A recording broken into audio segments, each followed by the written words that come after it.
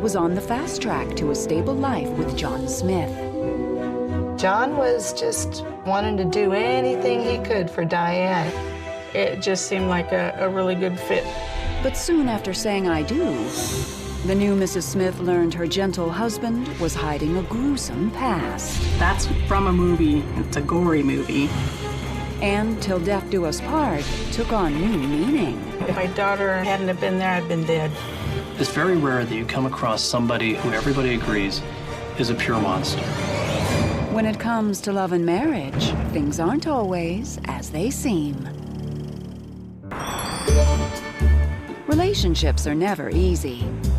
But for Diane Beasley, romance seemed to be one hard knock after another. I was brought up to think that you get married, you have kids, and you live happily ever after. And I went through a couple marriages trying to live happily ever after, and that never happened. After 3 divorces, Diane wasn't expecting a fairy tale. So in the summer of 1998, when a coworker introduced her to the new guy in town, she kept an open mind, even though John Smith wasn't quite her cup of tea. No, his looks weren't the deal for me, at all. John had just moved from Ohio to California. The few people who knew him saw a warm, yet solitary guy. I felt sorry for him because he seemed so lonely and all he did was work 6, 7 days a week. He came across with a warm, good heart. That's what I liked about him. John was dedicated to his job at a high-end car manufacturer. Diane loved fast cars and big engines. So when John asked her out to dinner, she agreed to go. They had a great dinner, and next thing I knew, things were moving forward pretty fast. Before long, Diane and John were sharing intimate details of their pasts. A week and a half into it, I said, I'm divorced. I've been married a few times. And he says, I've been married twice, too. John told Diane his first marriage ended in divorce. And sadly, his second ended in tragedy. He says, my last wife died of cancer. And of course I said, oh, how sad. He was having a very difficult time in life because of his wife. But after just 6 weeks with Diane, John seemed ready to put his grief behind him, and he surprised her with a proposal. And I kind of went, that's kind of soon. Diane was very candid about saying I wasn't attracted to him, but he could help me. He could settle down my life. He could give me something I don't have right now, so why not? That September, Diane married John Smith in front of an intimate group of friends and family. Diane looked absolutely stunning, and a lot of smiles that day. You could tell that they were one happy couple. I was going to do whatever I needed to do to make it last. It was a fresh start for the couple. But when Diane moved in with John, she realized that he hadn't entirely left his past behind him. When I moved in, he was already living there, and there was this huge picture of Fran on the wall. He said, do you want me to remove it? And I said, no, that's fine. I said, that's part of your past. And he said, thank you. And that was the end of it. And for a while, that was the end of it. This is a new beginning for me and John. But Diane's newlywed bliss would come to a screeching halt only 8 months later. The morning of May 5th, 1999, Diane was busy at her secretarial job when she had some surprise visitors. Half an hour after I sat down, these guys came in suits, which is very odd for where I work. Usually everybody's in jeans. And I said, may I help you? And they said, are you Diane Smith? I said, yes. The men were from the FBI, and they had a pointed question for Diane. They asked me what John had told me about Fran, and I said he told me that his wife died of cancer. And that's when the FBI dropped a bombshell. They told Diane that John's second wife, Fran, had not died of cancer. And his first marriage didn't end in a simple divorce. I was just absolutely flabbergasted. What really happened was far, far worse. I could not believe it. I did not believe it. How is he able to get away with so many horrible things for so many years?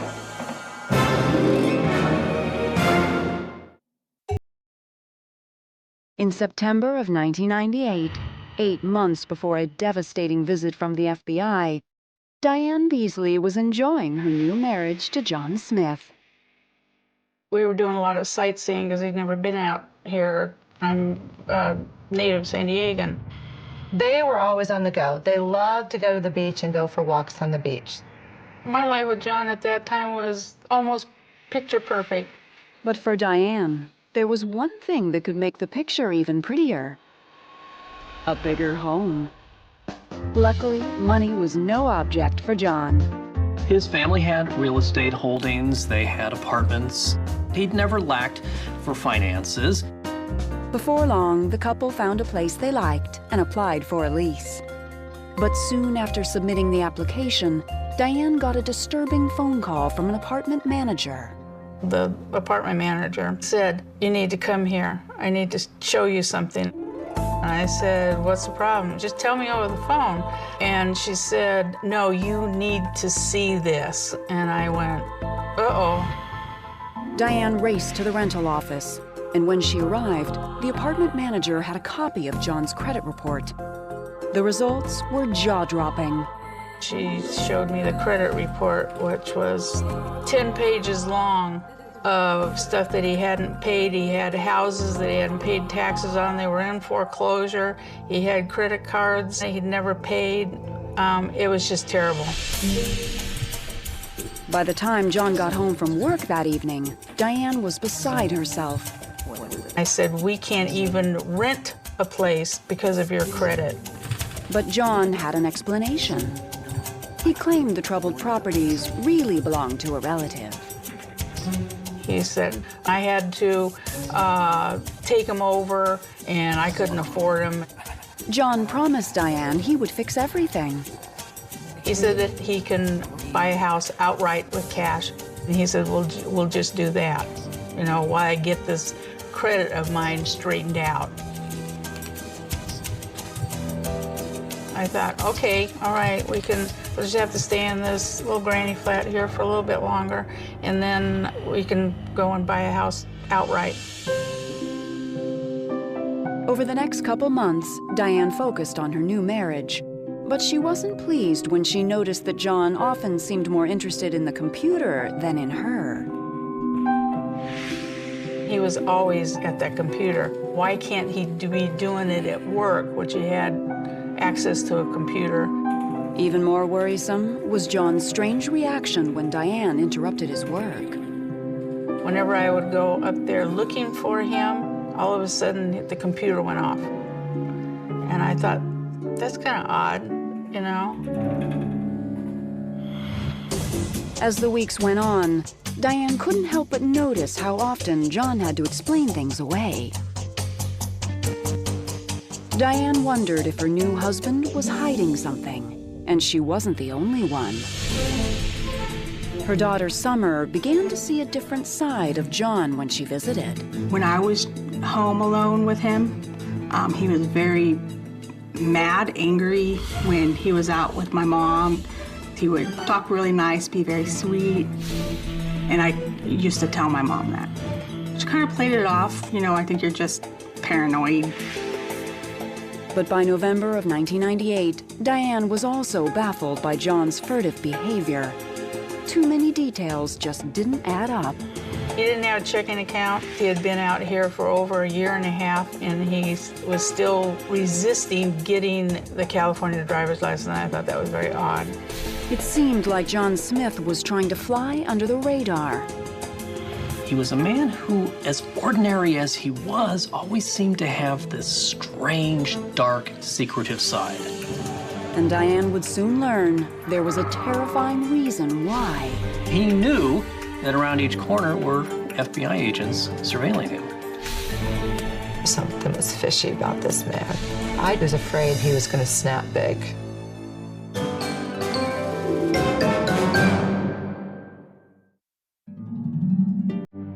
By January of 1999, just 4 months into her marriage, Diane Beasley was certain that something was off with her new husband, John Smith.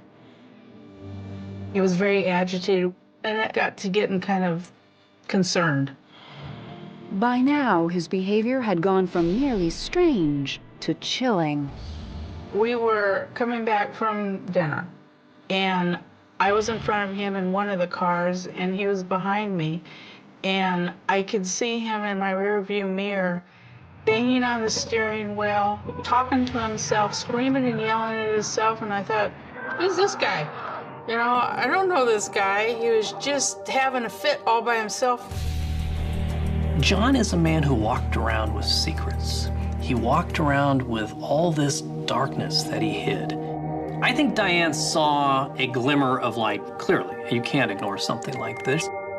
But John's unnerving behavior was just a glimpse of what was to come.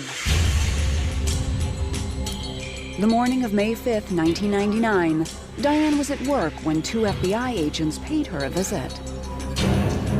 She was startled when they began to ask her questions about John's ex-wife, Fran, who Diane thought had died of cancer. And then it all came out about John. They said, we're here for John Smith. We're investigating the murder of 2 of his wives. I was just absolutely flabbergasted. The agents went on to explain that both of John's former wives had gone missing under suspicious circumstances. The FBI was struck by the outrageous coincidences. This man was married twice, 2 missing wives. That just can't happen naturally. By the time I got out of there, I was just dumbfounded. I was just shocked. The story left Diane shaken, but she was determined not to believe a word of it until she heard John's side. I couldn't believe this of John. John wasn't like this. They must have the wrong person. And when John finally called her later that day, Diane was certain it was all a big mistake. Especially when she found out he had also been interrogated by the FBI and let go. He was talking a mile a minute. He was very upset. He said the reason why he told me Fran died of cancer, he said because he didn't believe that Fran was missing. He think that she took off. He didn't want to shock me. He said that the first one, he told me the story about how he thinks a friend of hers killed her. John claimed that he was being framed by the FBI for something he didn't do. It was all conspiracy, and that's the reason why he left Ohio, because he couldn't get past any of this. It wasn't him. At first, Diane believed her husband, but that was about to change. 2 weeks later, a special delivery letter addressed to Diane arrived in the mail. Fran's sister wrote me a letter, and when I got it, it had a phone number on there for me to call her. And a couple days later, I did call her. By the time Diane hung up the phone, her belief in her husband was shaken to the core. The sister was telling me, we are convinced that John killed Fran. And she said, you're in danger of your life. Everything that the FBI told you is true. Diane's focus immediately changed from being a supportive wife to just keeping herself alive. I did what the FBI told me to do. When you start getting agitated when you're asking questions, quit right then. Don't irritate him. Meanwhile, for investigators, the clock was ticking. With no bodies and only circumstantial evidence, detectives needed a smoking gun to prove John Smith was a murderer. Less than 2 weeks later, on May 15th, they got it. The weak link for John Smith was somebody who was the closest to him, and that was his brother Michael. Michael Smith was John's younger brother. The FBI had questioned him extensively during the investigation, and they were certain Michael was hiding something. He was tormented, and he had nightmares. And police could kind of sense this trouble beneath the surface with Michael, and they hammered him. When Michael finally broke, he told detectives a horror story. Michael told the police and the FBI about a wooden box he saw. A wooden box that his brother John had built and stored for years. And one day, Michael happened to open that box, and inside he saw the skeletal remains of John's former wife. It was the break investigators had been waiting for. But there was one problem. Michael didn't know what had happened to the box. It was brutal for Michael. He had nightmares about it. I think he was scared of John. He didn't want to end up in his own box. For Diane, the news was horrifying. She just wanted to get out of her marriage alive. But leaving John Smith would not be easy. Diane was about to come face to face with the monster her husband truly was. If Summer hadn't have been there, I'd been dead. If you have a story of marriage gone wrong and would like to appear on this series, go to investigation.discovery.com. By December of 1999, Diane Beasley had no doubt her husband, John Smith, was a murderer. Real fear started to grip her. He's married 2 other women. One turned up dead in a box, the other one, we don't know where she is. As soon as they found out what kind of person he is, they would leave him, and then they would be gone. Determined not to be a third victim, Diane secretly went about getting her marriage annulled. On December 17th, John was served with papers. Anticipating the worst, Diane holed up in the apartment with her daughter, Summer. They changed the locks, hid the cars, and closed the blinds. And sure enough, John Smith arrived in a fury. Summer was peeking out. She goes, "Here he comes." He comes storming up, and it's like his face changed.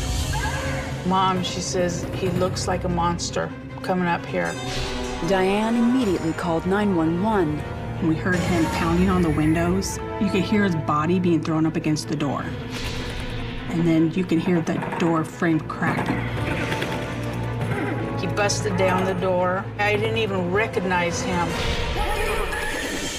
And as soon as he saw Summer, his whole demeanor had changed. "Baby, you don't need to do this. I don't want you to divorce me. I can explain everything." I knew right at that time, if Summer hadn't have been there, I'd been dead. Diane survived the encounter, and John soon left the apartment. Meanwhile, armed with a shocking confession from John's brother Michael, detectives were on the hunt for the body of John's first wife, Janice Hartman. In a desperate bid to try to find this body, the cops sent around a round of letters. And a policeman in Indiana was opening his mail one day and got this letter. Said, "Hey, did anybody find a body in a box?" The grim question rang a bell. One day in 1980, a road crew was working on this lonely pavement in the middle of an Indiana field when they came across a wooden box. They opened it up, and what was looking at them but the skeletal remains of a young woman. The remains had never been identified, and the girl became known as the lady in the box. She was buried in a pauper's grave. And this cop said, "I think we got your girl." Investigators had the remains exhumed and tested, and when the results came back from the lab, the lady in the box was finally identified as Janice Hartman, John Smith's first wife. John's grisly secret had literally been unearthed. I was devastated. I thought, this poor girl cut down by this monster, John. On October 3rd, 2000, John Smith was arrested at work. At the trial 9 months later, Diane learned the extent of John's deceptions. All that time he'd spent on the computer wasn't just business, as he claimed. John was having multiple affairs. So much of what police say John was motivated by was power, not money. It wasn't sex, it was power over these women. In the 2 cases in which his wives disappeared, the wives challenged him and crossed him. They took on his authority. And that's when John Smith would snap.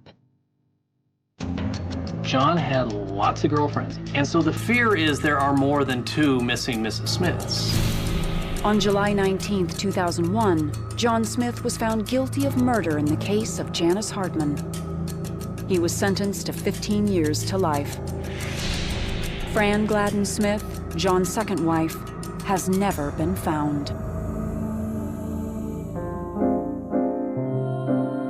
It's been more than a decade since John Smith walked into her life, and Diane has closed the book on that unhappy chapter. But despite everything, Diane held fast to her belief in happily ever after. And 8 years ago, she found it in her new husband, Robert.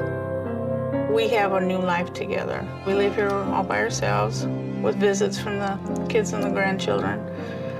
So it couldn't be better. It's perfect. Today, Diane surrounds herself with good friends and family, and she finally knows that happiness isn't just a fairy tale. Yes, there is happily ever after, and I'm living proof of it.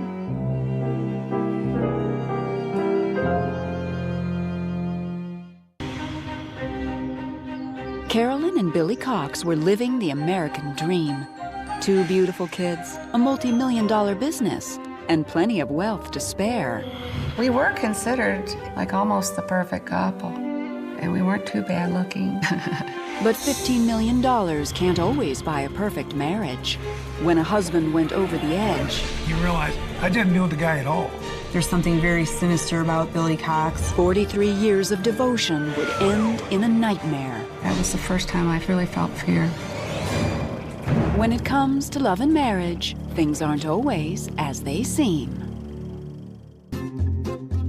As a Missouri farmer's daughter, Carolyn Cox always knew the value of hard work in life and in love.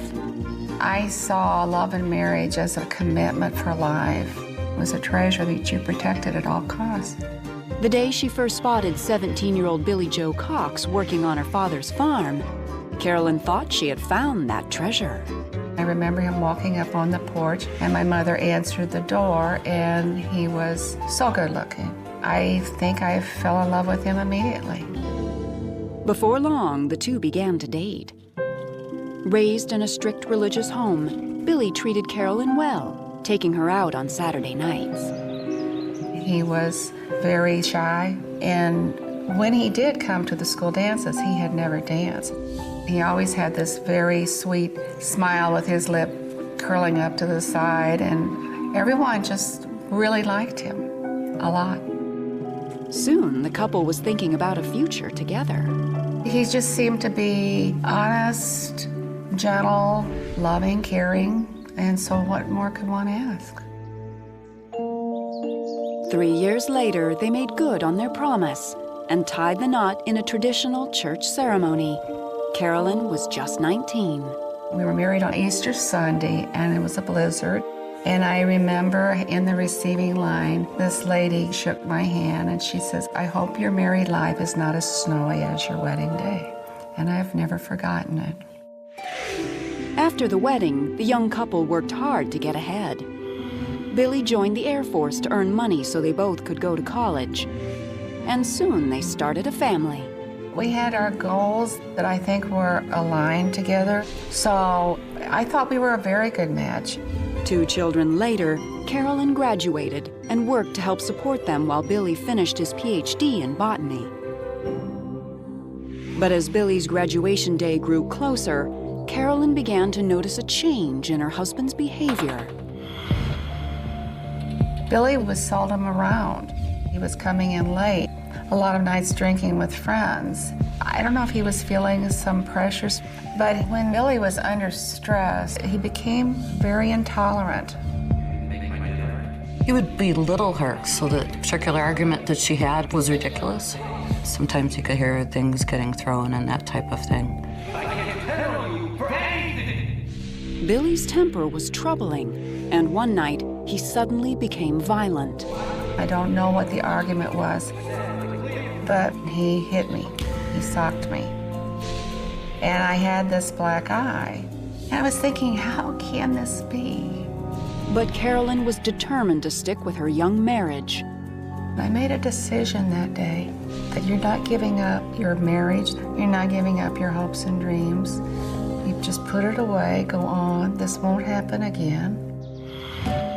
Meanwhile, on the outside, life for the couple was looking up. Billy graduated with his PhD and found a good job at a chemical lab. But as the years went by, he had bigger ambitions. He decided to take some things that he had developed and start his own business. So I was the breadwinner. I would teach all day and go work the business at nights and weekends. With Carolyn's help, Billy built an agricultural chemical company from the ground up. And by the time the kids were grown and out of the house, business was booming. By the late 1990s, the Coxes were millionaires. The small-town sweethearts had come a long way. They made a lovely, lovely couple. They had earned everything on their own, and I admired them for that. We were considered like almost the perfect couple. We really were. We had succeeded, we had done well.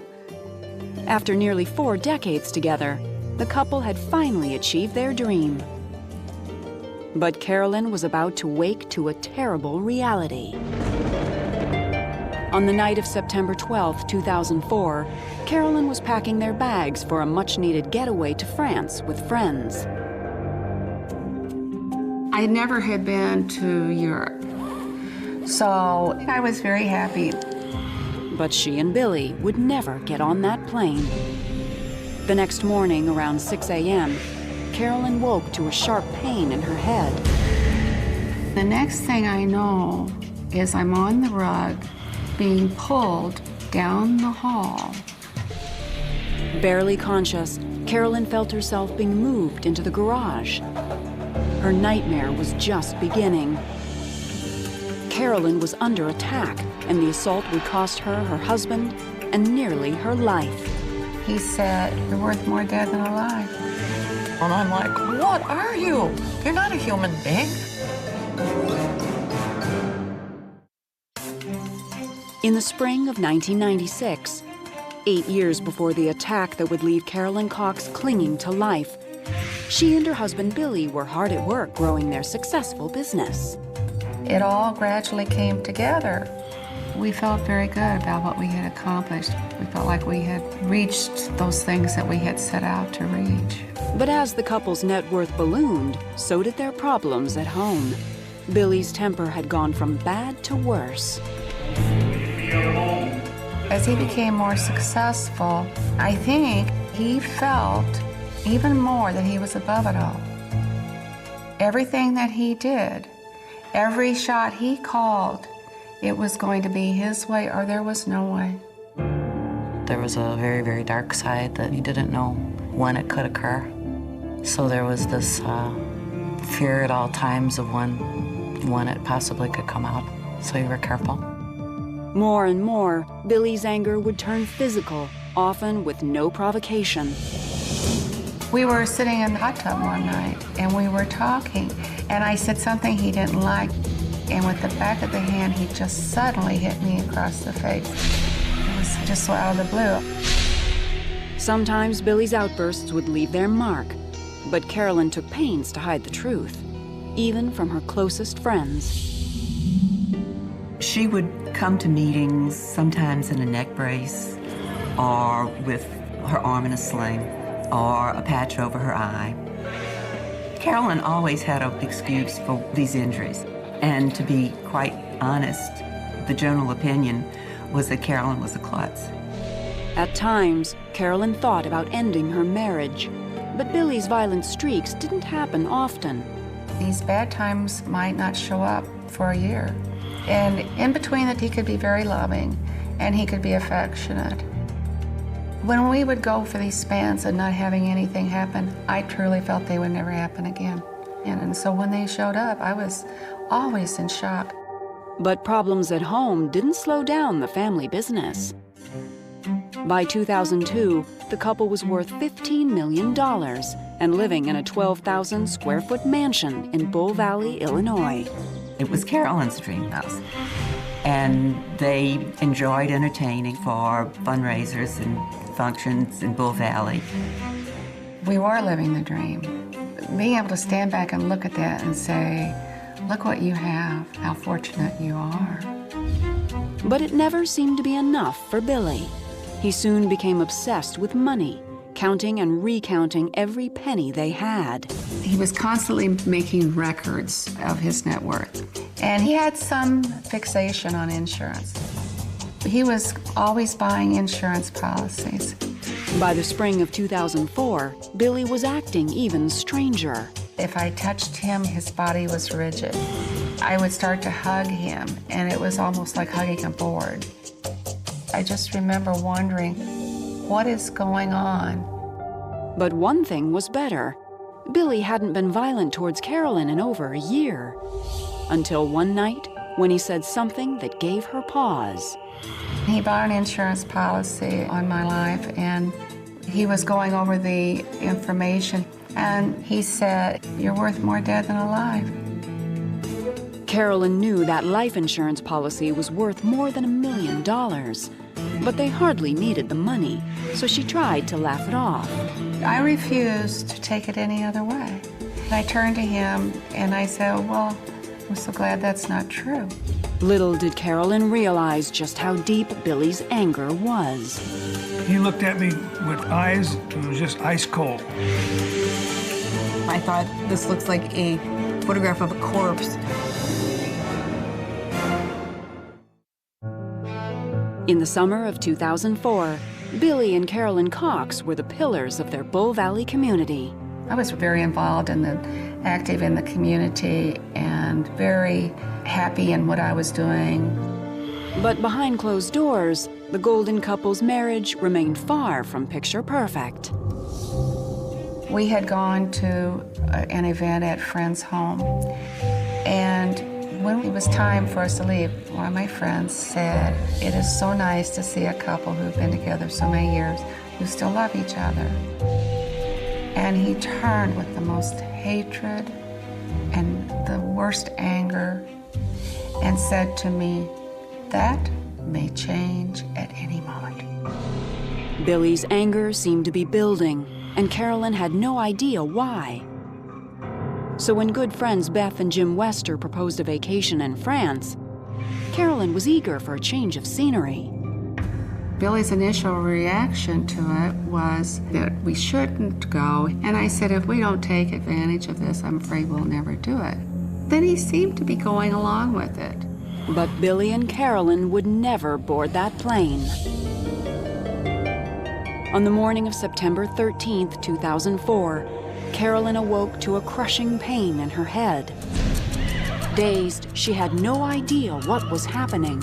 My first sense of something was my husband lifting me off the bed, and I reached for him. And the next thing I know is I'm on the rug being pulled by him down the hall, and I said, "What are you doing?" And he said, "You fell out of bed and hit your head. I'm taking you to the doctor." Billy dragged Carolyn down to the garage. He placed me right on the cold concrete floor out there. And I kept saying, "Where's the ambulance? Where's the ambulance?" And he said, "They are on other jobs." Bleeding heavily, Carolyn slipped in and out of consciousness, praying that Billy would be able to help her. But her prayers were in vain. As I'm lying there with my eyes shut, all of a sudden, something hit me across the left side of my face. I said, "I think I'm dying." And he just stood there. He didn't do anything. He didn't say anything. Instead, Billy picked her up, dumped her into the back of his SUV, started it, and walked away. I'm in the car, and I'm realizing it's getting really hot. It's getting harder and harder to breathe. And I kept telling myself, "You'll die. You can't go to sleep. You have to do something." With her last ounce of strength, Carolyn managed to crawl to the garage door, only to find that it was locked. Then she knew her husband of 43 years wasn't going to help her. He was trying to kill her. I did not understand till those doors were locked what he was really doing. Meanwhile, the Westers had been trying to reach them. They were scheduled to leave for the airport.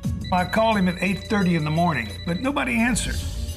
And I said, well, that's odd. But as the morning wore on and still no word from the Coxes, Jim began to worry.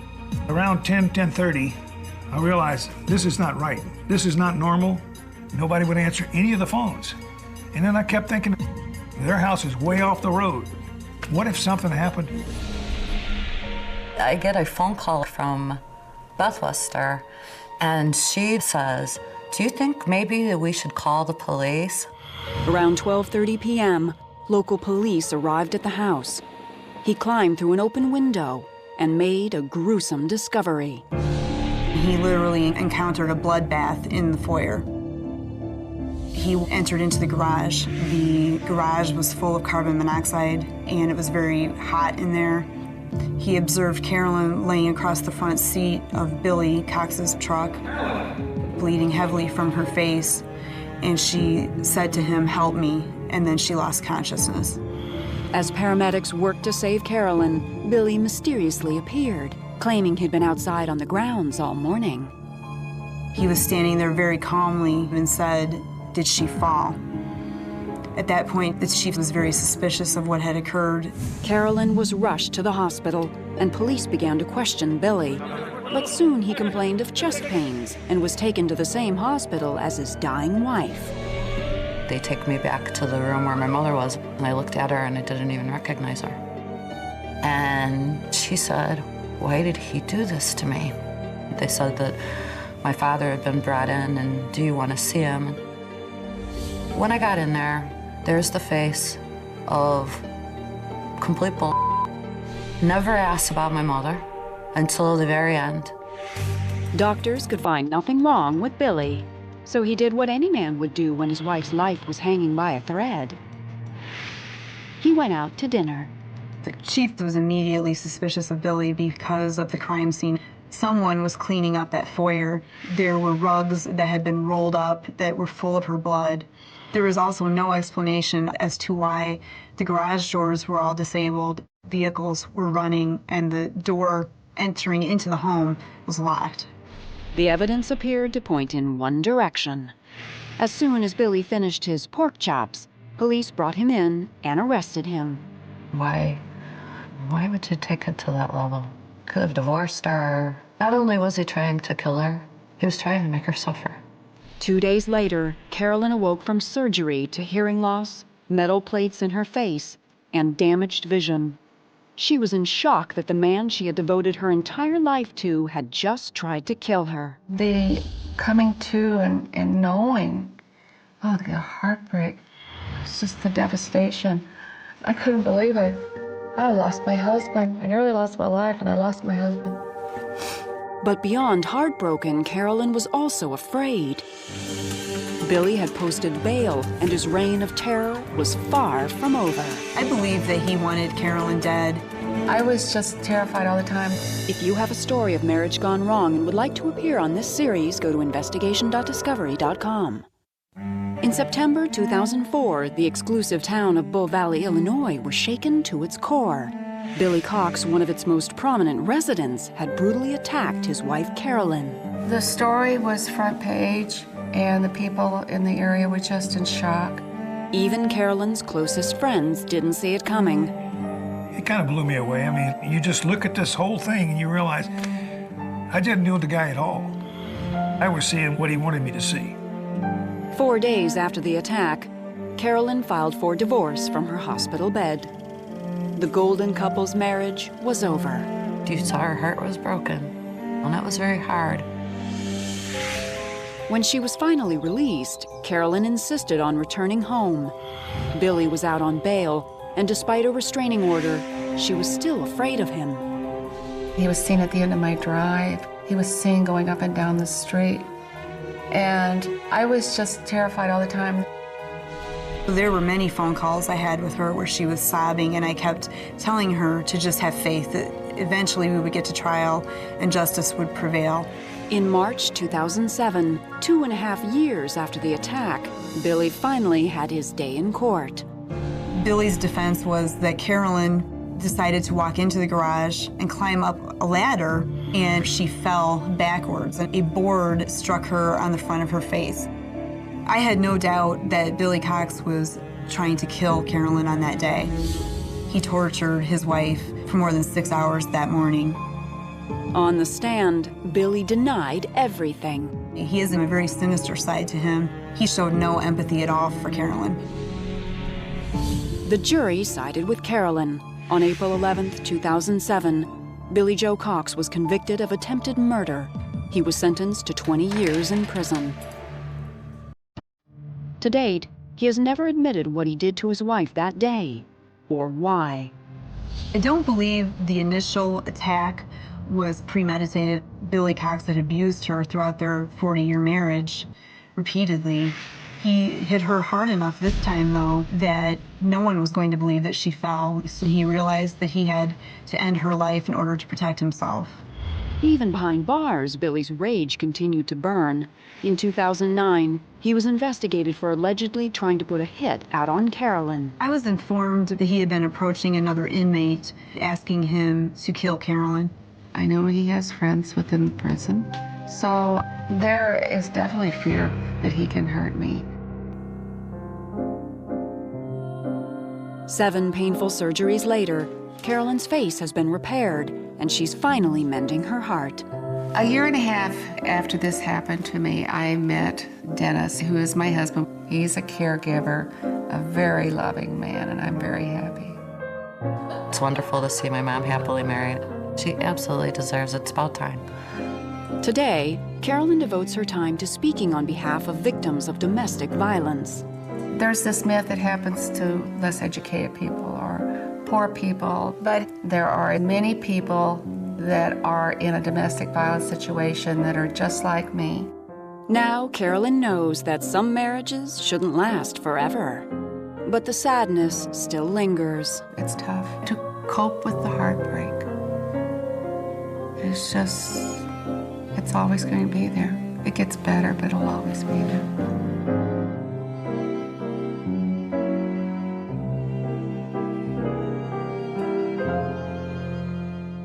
The morning looked ordinary in a way that later felt almost cruel, as if the world had decided to disguise something monstrous inside the most familiar shapes of life. Diane Beasley was sitting at her desk, doing what she had done so many times before, sorting papers, answering calls, thinking about nothing more dangerous than deadlines and routine conversations. When the first disruption arrived without warning, there was no storm outside, no sense of dread in the air, nothing that would suggest that her life was about to split cleanly in two.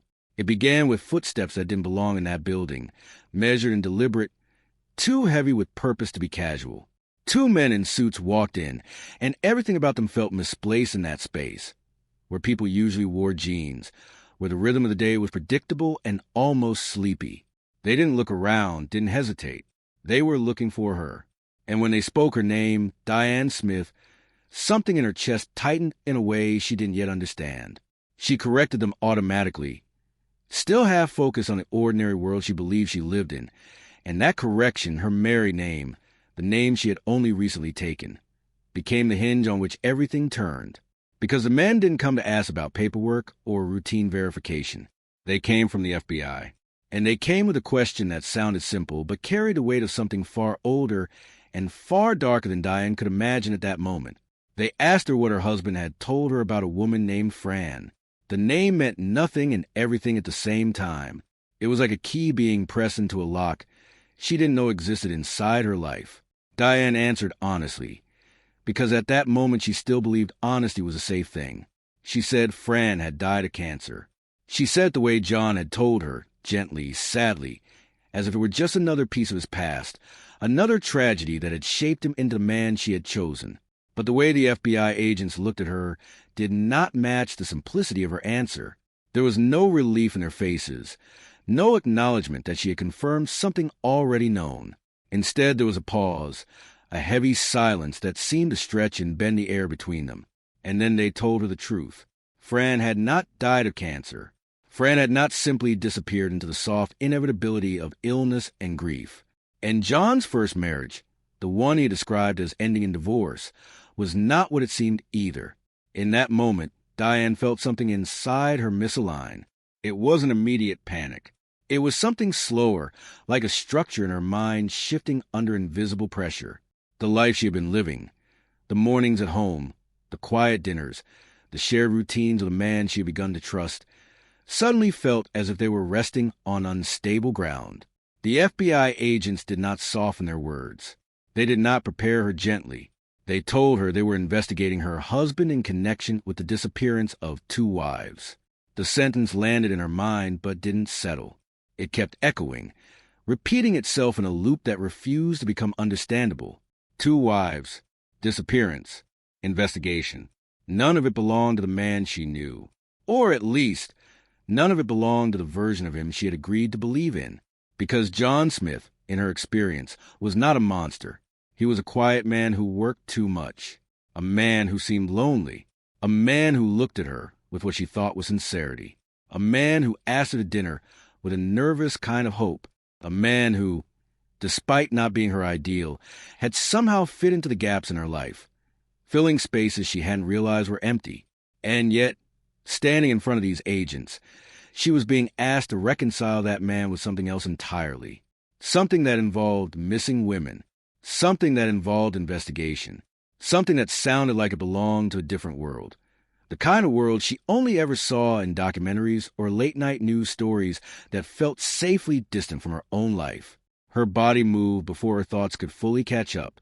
She heard herself asking questions, heard herself insisting there must be a mistake. It was not denial in a dramatic sense. It was confusion fighting for survival, because the idea that she had married a man capable of something so dark was not something her mind could yet assemble. Even as the agent spoke, even as they explained inconsistencies, even as they referenced prior marriages and suspicious circumstances, Diane's instinct was to reject the shape of the story forming in front of her. She wanted it to be wrong not just for her sake, but because accepting it would mean rewriting everything she believed about the last year of her life. It would mean looking at her own judgment and asking how she could have missed something so enormous. And that kind of question does not arrive gently. It arrives like an accusation. But what she did not know yet, what she could not possibly know in that room surrounded by fluorescent light and polite but firm voices, was that this moment was not the beginning of the story. It was only the moment the truth finally stopped hiding.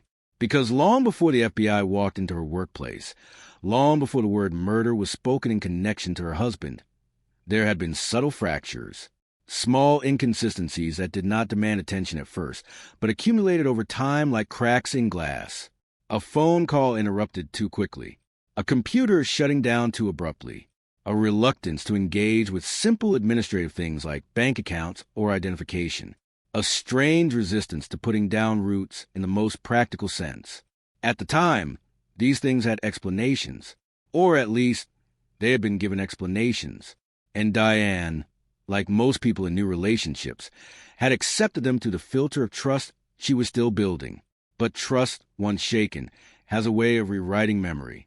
Suddenly those small details were no longer neutral. They became evidence retroactively. They became pieces of a puzzle she had not known she was assembling. And yet even that realization was not immediate. What came first was shock. A deep, internal stillness that followed her even after the FBI agents left the building. She remained at her desk, but the space around her felt different, as if the air had thickened. Every sound seemed slightly delayed. Every movement of her co-workers felt distant. She tried to return to her work, to resume the rhythm of her day, but her mind kept circling the same sentence. 2 wives missing. And somewhere beneath that sentence was another thought she could not yet articulate. If that was true, then who exactly was sleeping in her home? When John called her later that day, his voice carried urgency, frustration, something that sounded like fear, but also like performance. He spoke quickly, filling the conversation with explanations before she could even fully ask questions forming in her mind. He told her about misunderstandings, about wrongful suspicion, about FBI pressure. He told her stories that sounded detailed enough to be convincing, but also carefully constructed, like a man choosing his words not to reveal truth but to control perception. And Diane listened, because at that point, she was still standing between 2 impossible realities. One where her husband was misunderstood, and one where her husband was something else entirely. The human mind does not easily abandon the version of reality it has invested in. So she held on to doubt about the FBI story, not because it made sense, but because the alternative was too large to comprehend. But doubt, once introduced, does not remain still. It grows in the silence between conversations. It lingers in the pauses when John was not looking at her. It hides in the small moments when he turned away from questions too quickly, and it began to spread when a letter arrived that she did not expect. A letter from a woman connected to Fran, the wife whose death she believed was peaceful, natural, explained. The contents of that letter did not accuse gently. They did not suggest. They stated directly that Fran's family believed she had been murdered, and that John was at the center of that belief. That letter did something the FBI visit had not fully accomplished. It made the abstract real. It moved the suspicion out of the realm of authority and into the realm of personal testimony. And once that shift occurred, Diane could no longer fully return to the version of her marriage that had existed before. She began to see her home differently. The man she shared space with began to feel less like a partner and more like a question she had not yet answered. And beneath all of it, a fear began to form. Not loud, not dramatic, but persistent. The kind of fear that does not announce itself with panic, but with observation, watching how he moved through rooms, watching how quickly he changed tone, watching how carefully he controlled information about his past. Because if the FBI was right, and if the letter was right, then Diane had not simply married a man with a complicated history. She had married a man whose history might still be unfolding in dangerous ways. And somewhere hidden behind explanations and carefully arranged stories, there might be something waiting to surface that could not be undone. By the time 1999 arrived, Diane Beasley was no longer living inside the illusion of completely stable marriage, even as she still could not fully name what was unsettling her. Something in her daily life had shifted from comfort into vigilance, and that shift did not announce itself with a single dramatic event, but with a slow accumulation of moments that no longer felt neutral. The man she had married, John Smith, was still present in her home, still sharing meals, still speaking in the same calm, measured tone he had used from the beginning. But Diane's perception of him had changed in a way that altered everything without altering anything visible on the surface. It was as if she had begun to notice the gaps between actions and intention, the pauses between words, the moments when his presence seemed slightly misaligned with itself. In January of that year, those gaps widened. It began with agitation that did not fit the situation around it. Diane remembered one evening in particular, when they were driving back from dinner. The night itself had been uneventful, the kind of ordinary outing that should have left no emotional residue. But as she drove ahead of him and glanced into her rear-view mirror, she saw something that disrupted that normality. John was alone in his car behind her, yet his behavior suggested a private storm. His hand struck the steering wheel repeatedly. His head moved as if arguing with someone invisible, and his mouth formed words that did not belong to the quiet road between them. There was no audience, no interaction, only a man seemingly locked inside a confrontation with something she could not see. When they arrived home, the contrast between that moment and his composed demeanor indoors was disorienting. Inside the house, he returned to calmness with an ease that made the earlier display feel almost unreal, as if it had never happened. But Diane remembered it, and memory, once it refuses to fade, becomes a silent companion to doubt. Around this time, the sense that John was managing multiple versions of himself became harder to ignore. He could be attentive, even warm, in one context, and then distant or volatile in another. There was no consistent emotional thread that Diane could follow with confidence. Instead, there were fragments, behaviors that appeared and disappeared depending on circumstances she did not fully understand. He moved through life as though carrying something heavy but carefully contained, and although he never explicitly acknowledged distress, the pressure of it seemed to leak through in unexpected ways. The tension inside Diane grew not because of a single act, but because of the absence of clarity. She began to feel as though she was constantly trying to assemble a complete picture from pieces that refused to fit together. Each explanation he offered resolved one question only to create another. Each reassurance carried a faint trace of contradiction that she could not ignore once she noticed it. And as her awareness sharpened, the emotional distance between them subtly increased, even when they were physically close. It was during this period that John's secrecy around his daily activities became more pronounced. The computer, which had already been a source of quiet curiosity for Diane, now felt like a boundary she was not allowed to cross. Whenever she entered the room unexpectedly, there was a brief, almost instinctive reaction from him, a closing of windows, a shift in posture, a quick redirection of attention. He never reacted with overt anger, but the speed of his response suggested something he did not want seen. Over time, these moments built a pattern that Diane could not easily dismiss. The feeling that something was being concealed did not come from a single revelation, but from repetition. Meanwhile, Summer's observations continued to add weight to Diane's growing unease. When she visited, she noticed a difference in how John behaved when Diane was not present. The warmth that Diane experienced was absent in those moments, replaced by a sharper tone, a more impatient presence. It created a duality that Diane struggled to reconcile. In one version of reality, John was a quiet, hard-working man trying to build a stable life. In another, he was someone capable of sudden emotional volatility that seemed to emerge only in private spaces. Neither version could fully explain the other, and Diane found herself increasingly unable to decide which was more real. By early 1999, small administrative and behavioral inconsistencies began to accumulate into something harder to rationalize. John's reluctance to obtain a California driver's license stood out more clearly now, not as a minor inconvenience, but as a refusal to fully integrate into the normal systems of identification and accountability. His lack of a visible banking structure added to this impression. He did not operate in the way most people in stable employment did, and while he always had explanations, those explanations often felt indirect, as if they were designed to redirect attention rather than resolve it. Diane began to notice that when she asked direct questions, the answers were often framed in ways that discouraged further inquiry. The information would be just sufficient to quiet immediate concern, but never complete enough to eliminate uncertainty.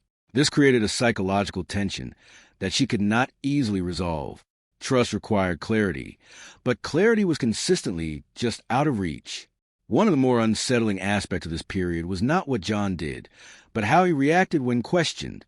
There was a subtle shift in tone, a careful calibration of emotion that suggested he was managing perception rather than simply responding. Diane could not always articulate why certain conversations left her feeling unsettled, but she began to recognize a pattern. Whenever she approached topics related to finances, identity, or past events, the conversation would shift away from specifics and toward reassurance. The effect was disorienting, as if the ground beneath certain topics was intentionally softened to prevent deeper exploration.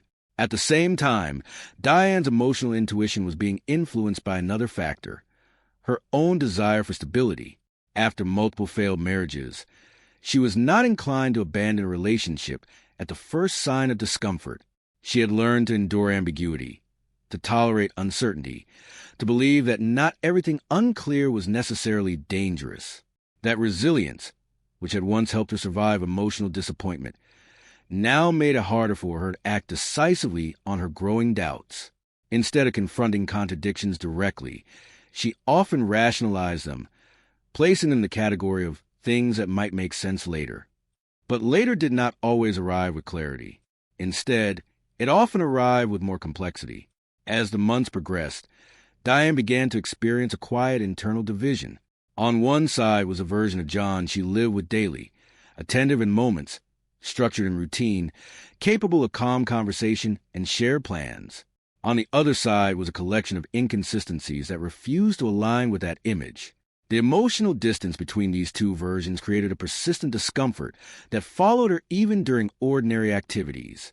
She found herself paying attention to details she would previously have ignored: the way he entered a room, the timing of his responses, the subtle changes in tone when certain subjects were mentioned. It was not paranoia, but heightened awareness born from unresolved contradiction. And beneath all of this, there was an unspoken question forming, one she did not yet dare to fully articulate. What kind of past produces a person who is so carefully composed in one moment and so unpredictably fragmented in another? This question lingered without resolution, shaping her perception of him in ways she did not yet fully understand. She was still inside the relationship, still sharing a life with him, still operating under the assumption that understanding would eventually come. But the foundation of that assumption was beginning to weaken, and as it weakened, the ordinary structure of her daily life started to feel less like stability and more like something held together by explanations that required increasing effort to believe.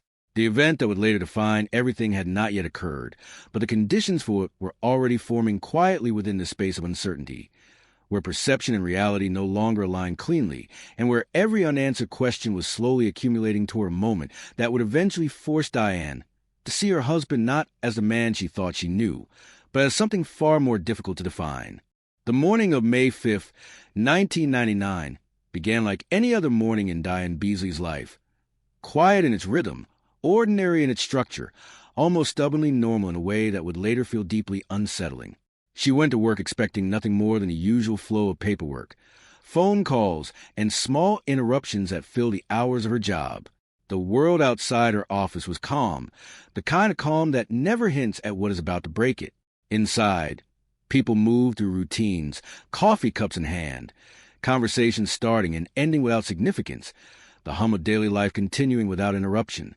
Diane sat at her desk and began her day the way she always did, organizing tasks, responding to messages, settling into predictable structure of work.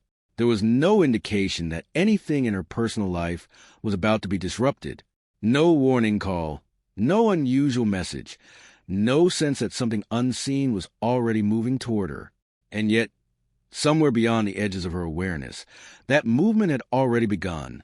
About half an hour after she sat down, the atmosphere in the office changed in a way so subtle at first that it could have been dismissed as coincidence.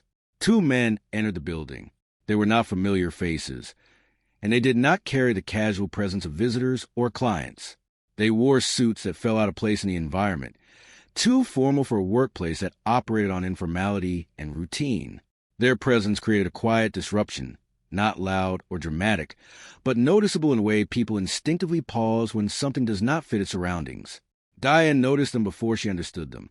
There was a brief moment where she continued working, assuming they were there for someone else, someone important in the office structure she was not involved with. But then they began asking questions. Direct questions, precise questions, and when they asked for her by name, using her married name, something inside her shifted into alertness. She responded automatically, confirming her identity, still not fully grasping the weight of what was unfolding. It was only when they identified themselves as FBI agents that the atmosphere around her seemed to tighten, as if the room itself had become smaller.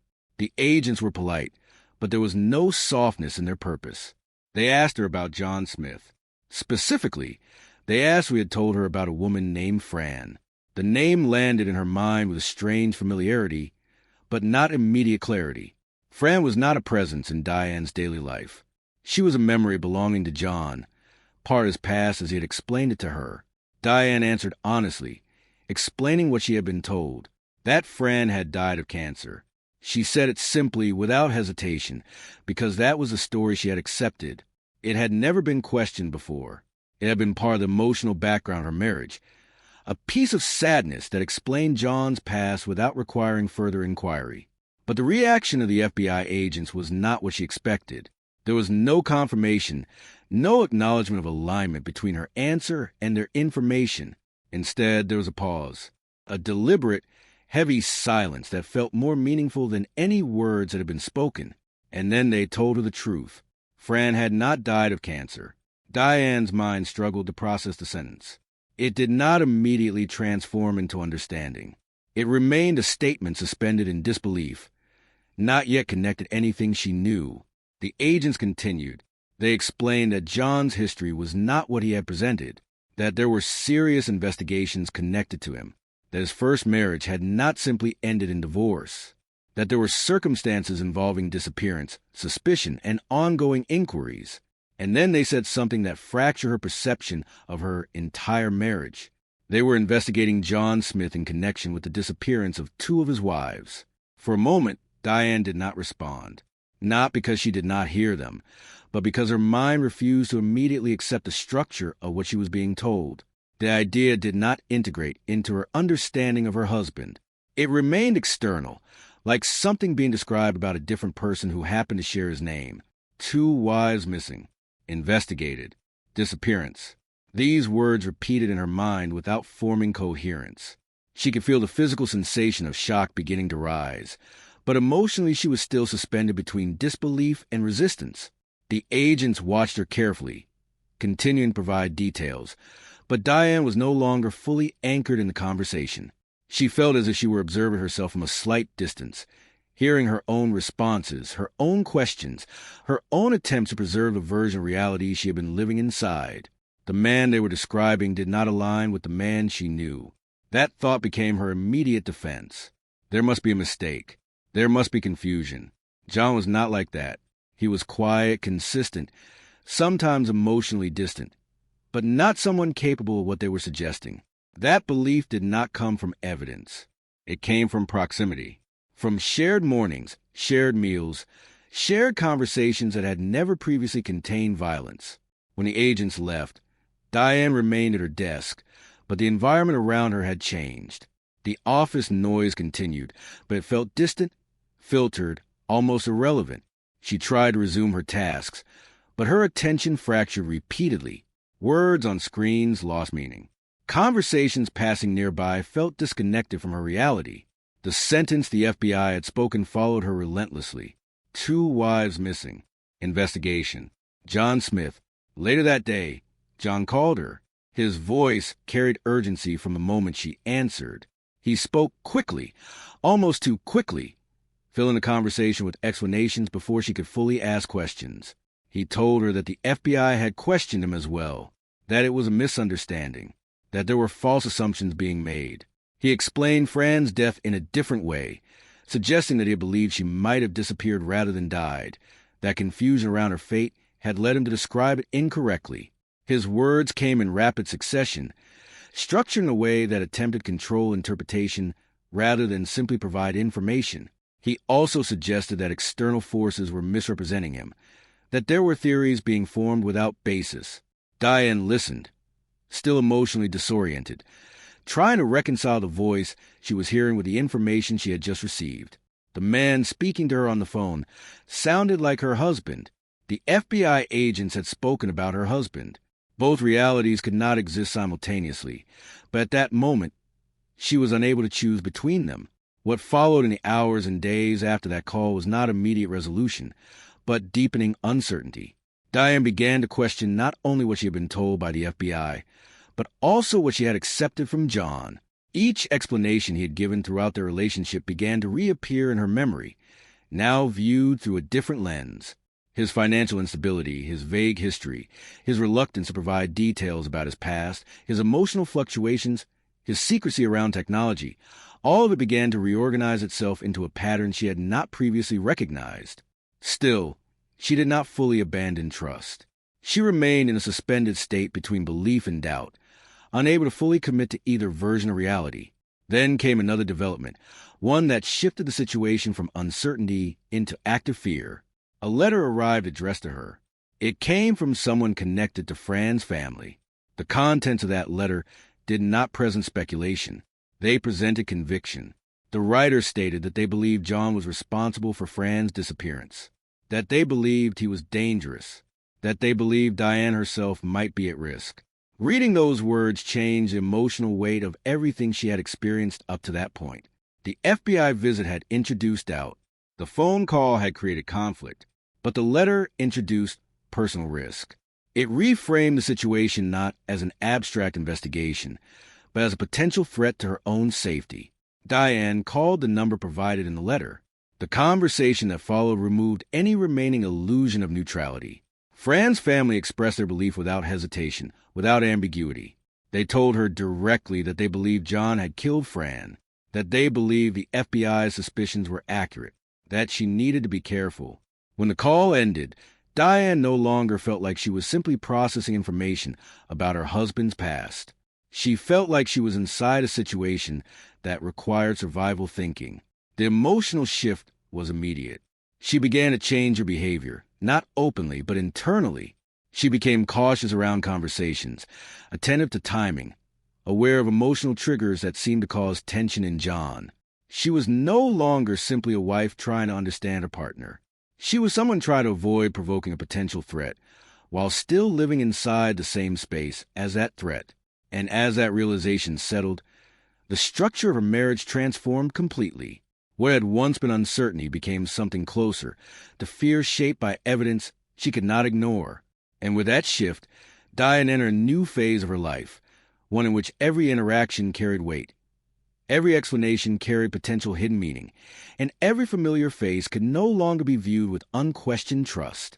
After the FBI visit and the letter from Fran's family, Diane Beasley found herself standing inside a version of her life that no longer felt stable in any meaningful way, yet still looked almost identical from the outside. She still went to work, still returned home, still shared space with John Smith, but internally every action had changed its meaning. Silence was no longer just silence. A pause in conversation was no longer neutral. Even ordinary gestures carried the possibility of something hidden beneath them.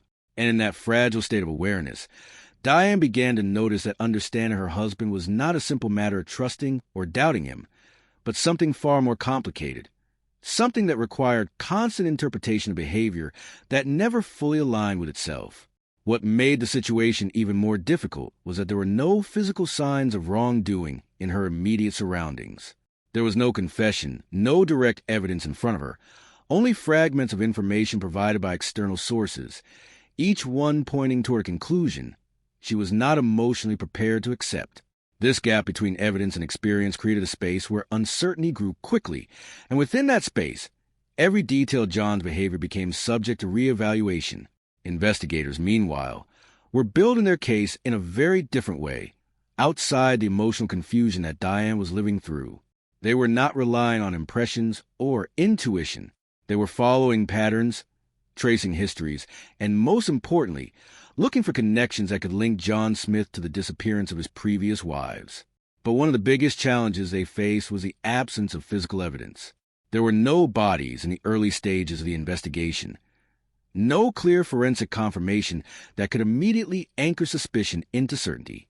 Everything was circumstantial, built from financial records, behavioral inconsistencies, and witness statements that required careful interpretation. That meant the investigation depended heavily on people close to John, individuals who had seen him in private moments or who had access to parts of his life that were not visible to the outside world. And among those individuals, one name began to emerge as particularly significant: his younger brother, Michael Smith. Michael was not someone who initially presented himself as a key figure. In fact, when investigators first spoke to him, he appeared deeply uncomfortable, almost distressed by the attention. There was something unsettled in his behavior, a tension that suggested he was carrying information he did not want to fully confront. He did not speak with confidence or clarity in the early conversations. Instead, he hesitated, deflected, and often seemed to struggle with even basic questions about his brother's past. Investigators noticed this immediately. In cases like this, hesitation can be as telling as direct accusation, because it often indicates internal conflict between loyalty and fear. As questioning continued, Michael's emotional state began to deteriorate. He became visibly more distressed during interviews, at times appearing exhausted, as if the weight of what he knew or suspected was becoming increasingly difficult to contain. Detectives continued pressing, carefully but persistently, focusing on inconsistencies in his statements and gaps in his recollection of events. It was not a single moment that caused a breakthrough, but a gradual erosion of resistance. Eventually, Michael began to describe something he had never fully disclosed before. At first, his account was fragmented, almost reluctant, as if he were trying to distance himself from the memory even while recounting it. He spoke about a wooden box that his brother had built. The detail itself was simple, but the tone in which he described it carried an immediate sense of discomfort. According to Michael, this box had been stored in a way that made it seem deliberately hidden from everyday view, something present but not acknowledged. Investigators leaned into this detail carefully, aware that such specific imagery often indicated a real memory rather than speculation. And then Michael described a moment that shifted the entire direction of the investigation. He said that at one point he had seen the contents of the box. The way he said it was hesitant, as if even recalling it was physically difficult. Inside, he believed he had seen human remains. The implication of what he was saying was not immediately stated in explicit terms, but the meaning was clear enough that it changed the atmosphere of the investigation entirely. This was no longer just a case built on behavioral suspicion or financial irregularities. It had introduced the possibility of physical evidence, something concrete, something real. However, there was a problem. Michael could not provide the location of the box. He did not know where it had gone, when it had been moved, or what happened to it after he last saw it. This absence of location created a new challenge. A memory without a physical anchor could not immediately resolve the case, but it could guide the direction of the search. And that was enough to intensify the investigation. At the same time, Michael's emotional state suggested that what he had witnessed or believed he had witnessed had left a lasting psychological impact on him.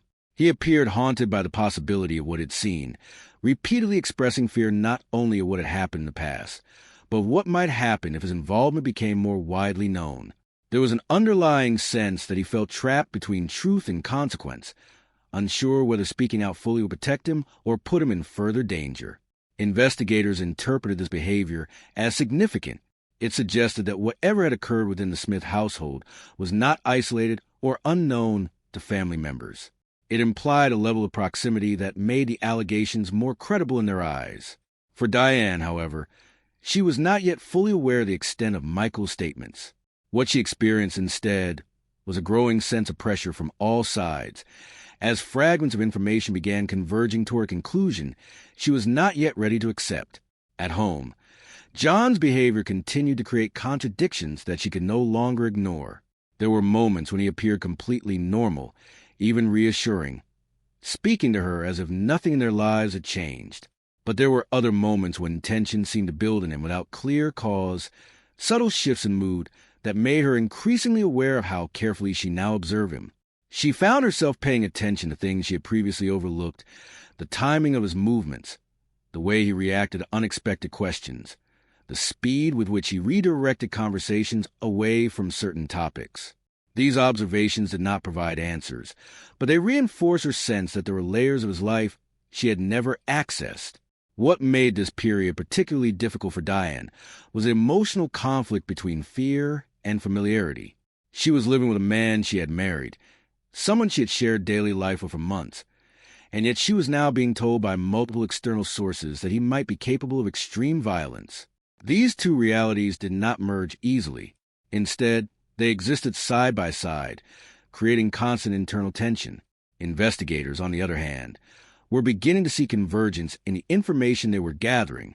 Financial instability, behavioral inconsistencies, witness accounts, and now the testimony from Michael Smith were forming a pattern that could not be easily dismissed.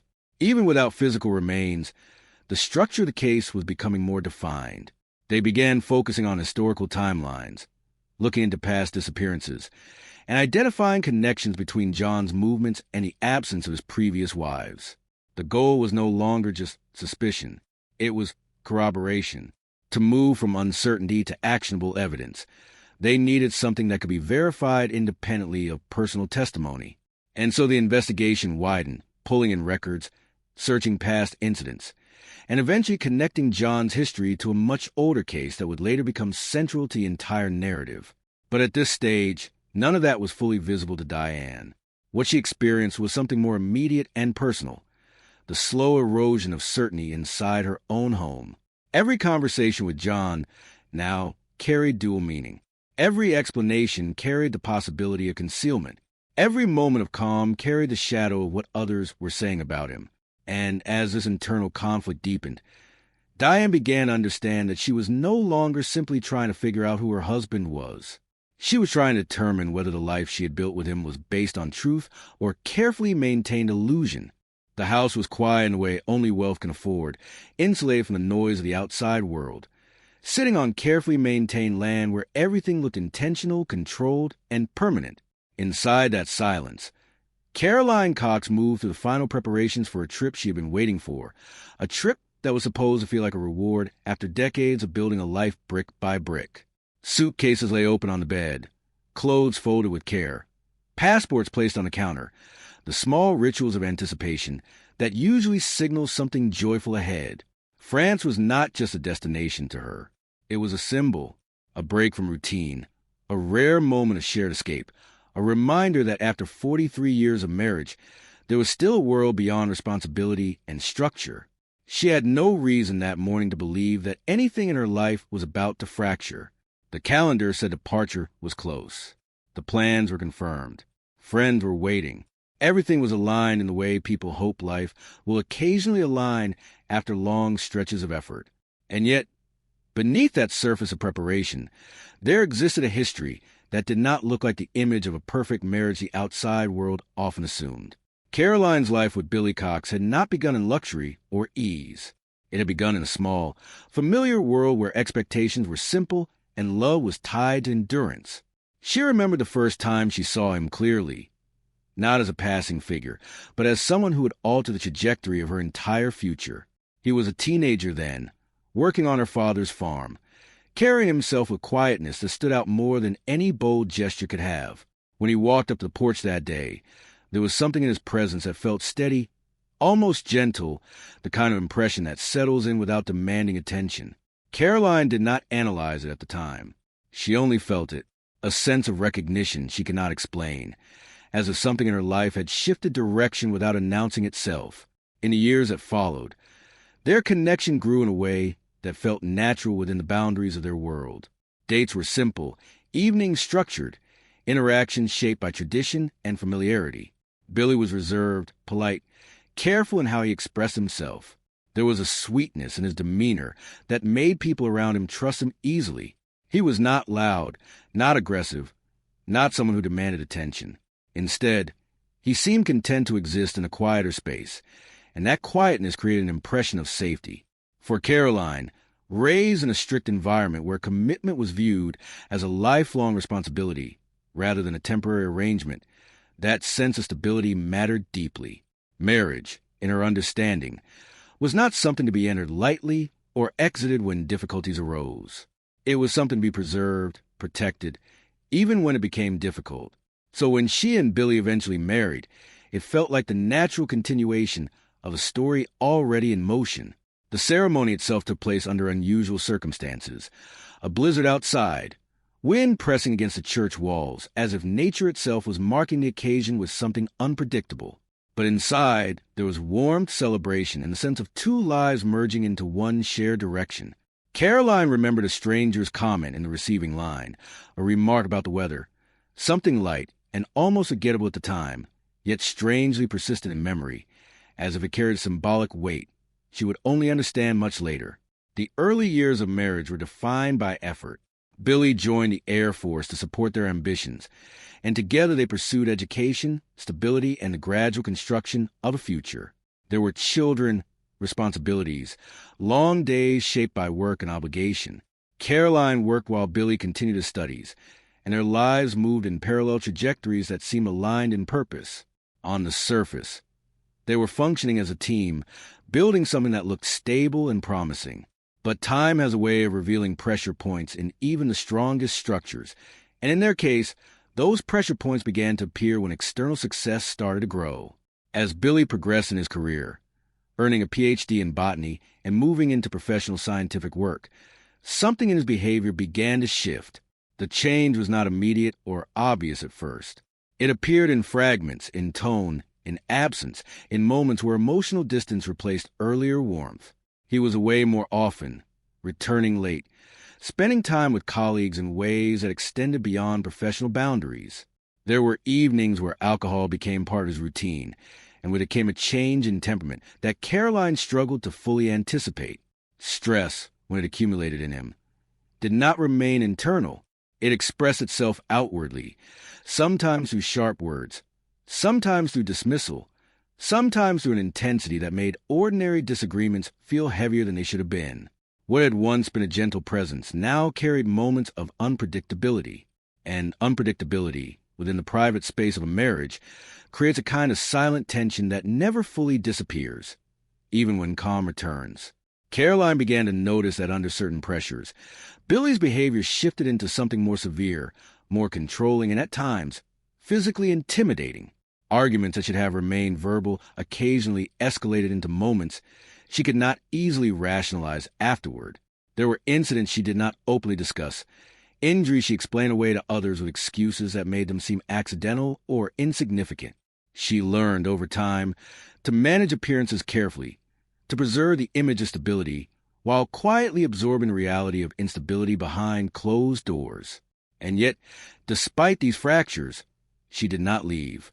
Not because she was unaware of the damage, but because her understanding of marriage was rooted in endurance. She believed in staying, in preserving what had been built, in pushing through periods of difficulty with the assumption that they would eventually pass. That belief held her in place even when logic suggested otherwise. As the years passed, the couple achieved a level of financial success that transformed their lives completely. The small beginnings of their shared effort expanded into a multi-million-dollar agricultural chemical business. By the late 1990s, they were no longer just a couple working toward stability. They were a symbol of success in their community, admired for what they had built together from nearly nothing. Their home became large, modern, filled with the visible markers of prosperity. They hosted events, attended community functions, and appeared to those outside as a model of achievement and longevity. People described them as a perfect couple, not because their private life was visible, but because their public image suggested harmony. But perfection, when built over long periods, often hides the accumulation of unresolved tension. And in their case, wealth did not dissolve the underlying fractures in their relationship. Instead, it amplified them in unexpected ways. Billy's focus shifted increasingly toward control, particularly over financial matters. He monitored their wealth closely, tracked details obsessively, and developed an unusual fixation on insurance policies. It was as if security, once achieved, was no longer enough, and something deeper drove him to prepare for scenarios that did not align with their visible reality. At the same time, Caroline began to notice something else, something more difficult to define. Moments where his emotional presence felt distant even when he was physically near. Conversations where his reactions felt measured rather than natural. And occasionally, a look in his eyes that seemed detached from the situation at hand, as if something else was present behind his attention. There were still periods of calm, even affection, but they were no longer enough to erase the unease that had begun to settle quietly in her awareness. And yet, even as these contradictions accumulated, life continued forward. Responsibilities remained. The business grew. Their children matured and left home. On paper, everything suggested success, stability, achievement. But beneath that surface, something was beginning to shift in a way that would eventually transform the meaning of everything they had built. Because even in a life that appears complete, there are moments when the past stops being background and begins moving toward the present in ways no one is prepared to recognize until it's already too late. For decades, Caroline Cox measured her life not in moments of ease, but in milestones of endurance, and nowhere was that more visible than in the long arc of her marriage to Billy Cox, a relationship that the outside world increasingly viewed as a model of success, while she privately learned to navigate its shifting emotional weather. On the surface, their life was a steady climb upward, marked by education, career advancement, and eventually extraordinary financial achievement. But inside that ascent, there were undercurrents that rarely reached public view, subtle changes in behavior that Caroline registered long before others ever suspected anything was wrong. In the early years, Billy had been driven in a way that felt almost idealistic. His pursuit of academic success, his focus on building a career in science, and his desire to improve their financial standing gave structure to their shared life.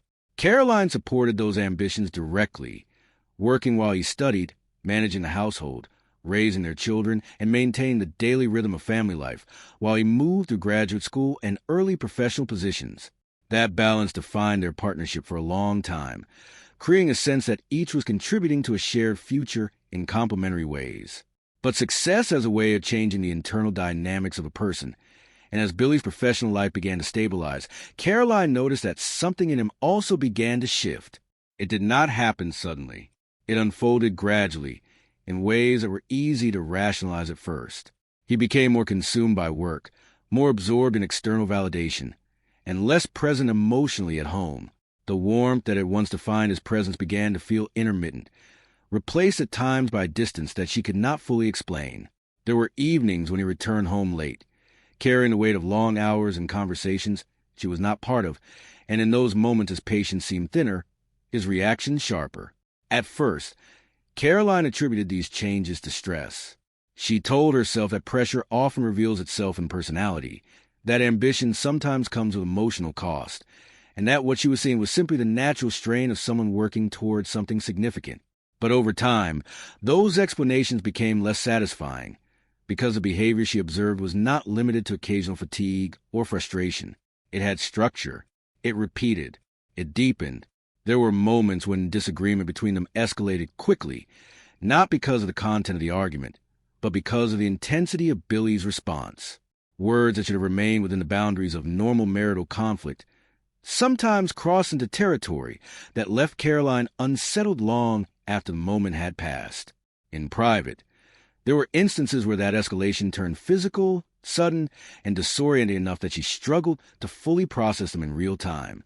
Each time it happened, it felt to her like a rupture in the version of marriage she believed in, followed by a period of emotional repair that did not fully heal the underlying fracture. Yet even in the aftermath of these moments, the structure of their life remained intact. Billy would return to normal behavior, and the cycle would reset. That rhythm, unpredictable but intermittent, created a psychological pattern that made it difficult for Caroline to define the relationship in simple terms. The good periods were genuinely good. He could be attentive, affectionate, even supportive in ways that reinforced a bond between them. And those periods often lasted long enough to rebuild hope that the earlier incidents were exceptions rather than indicators of something deeper.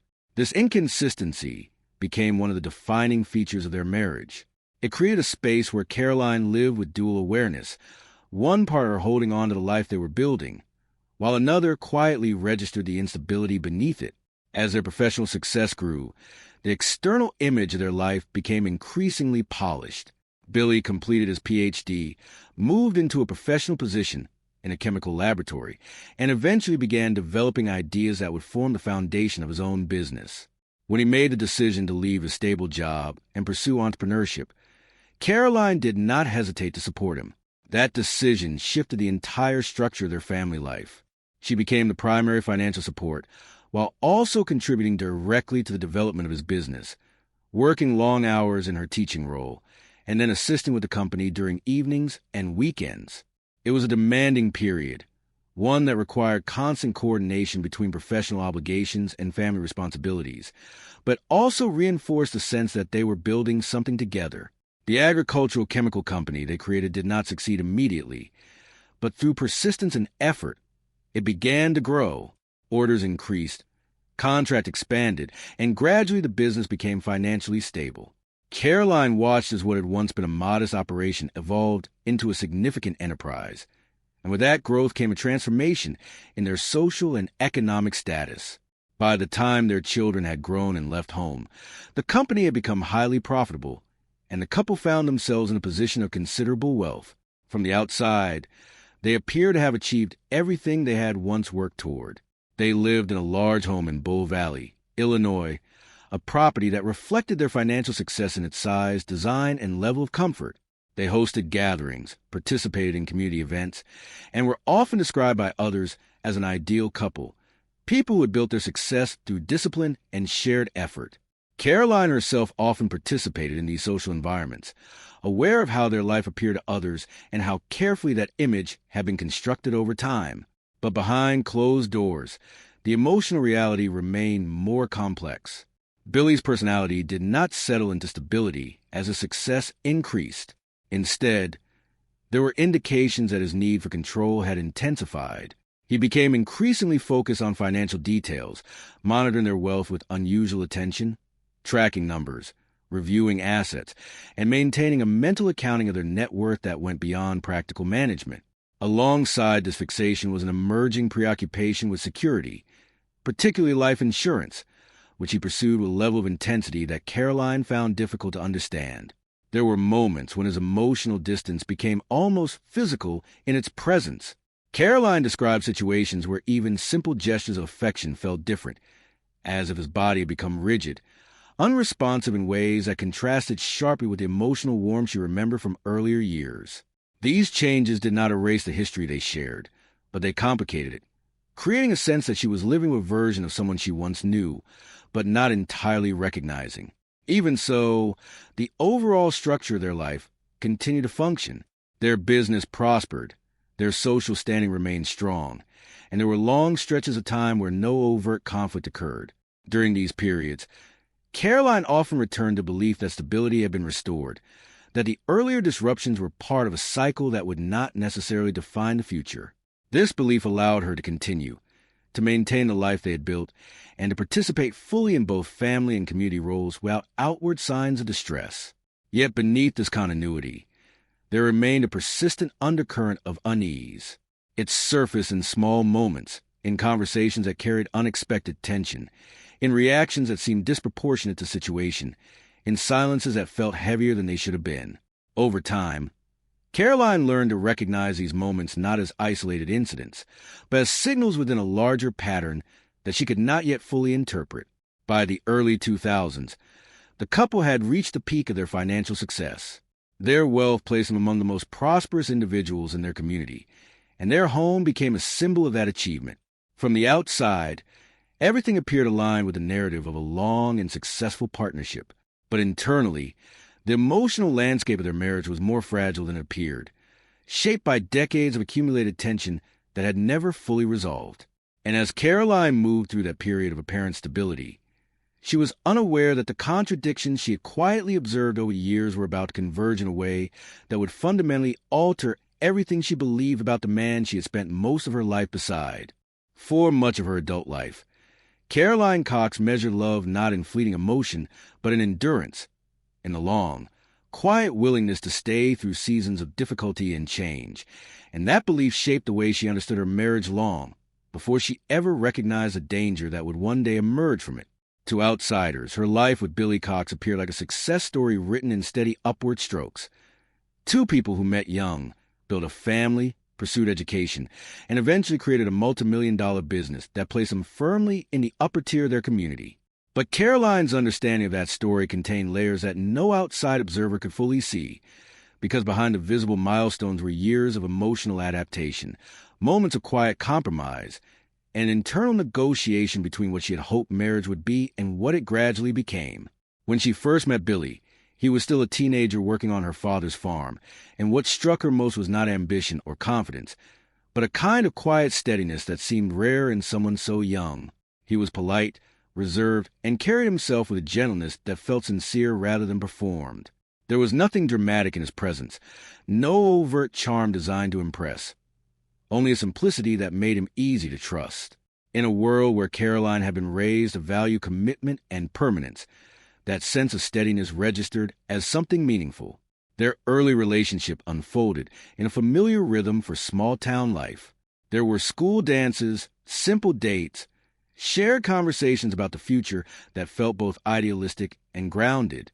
Billy was not socially bold, but he was consistent, and that consistency created a sense of reliability that Caroline interpreted as emotional safety.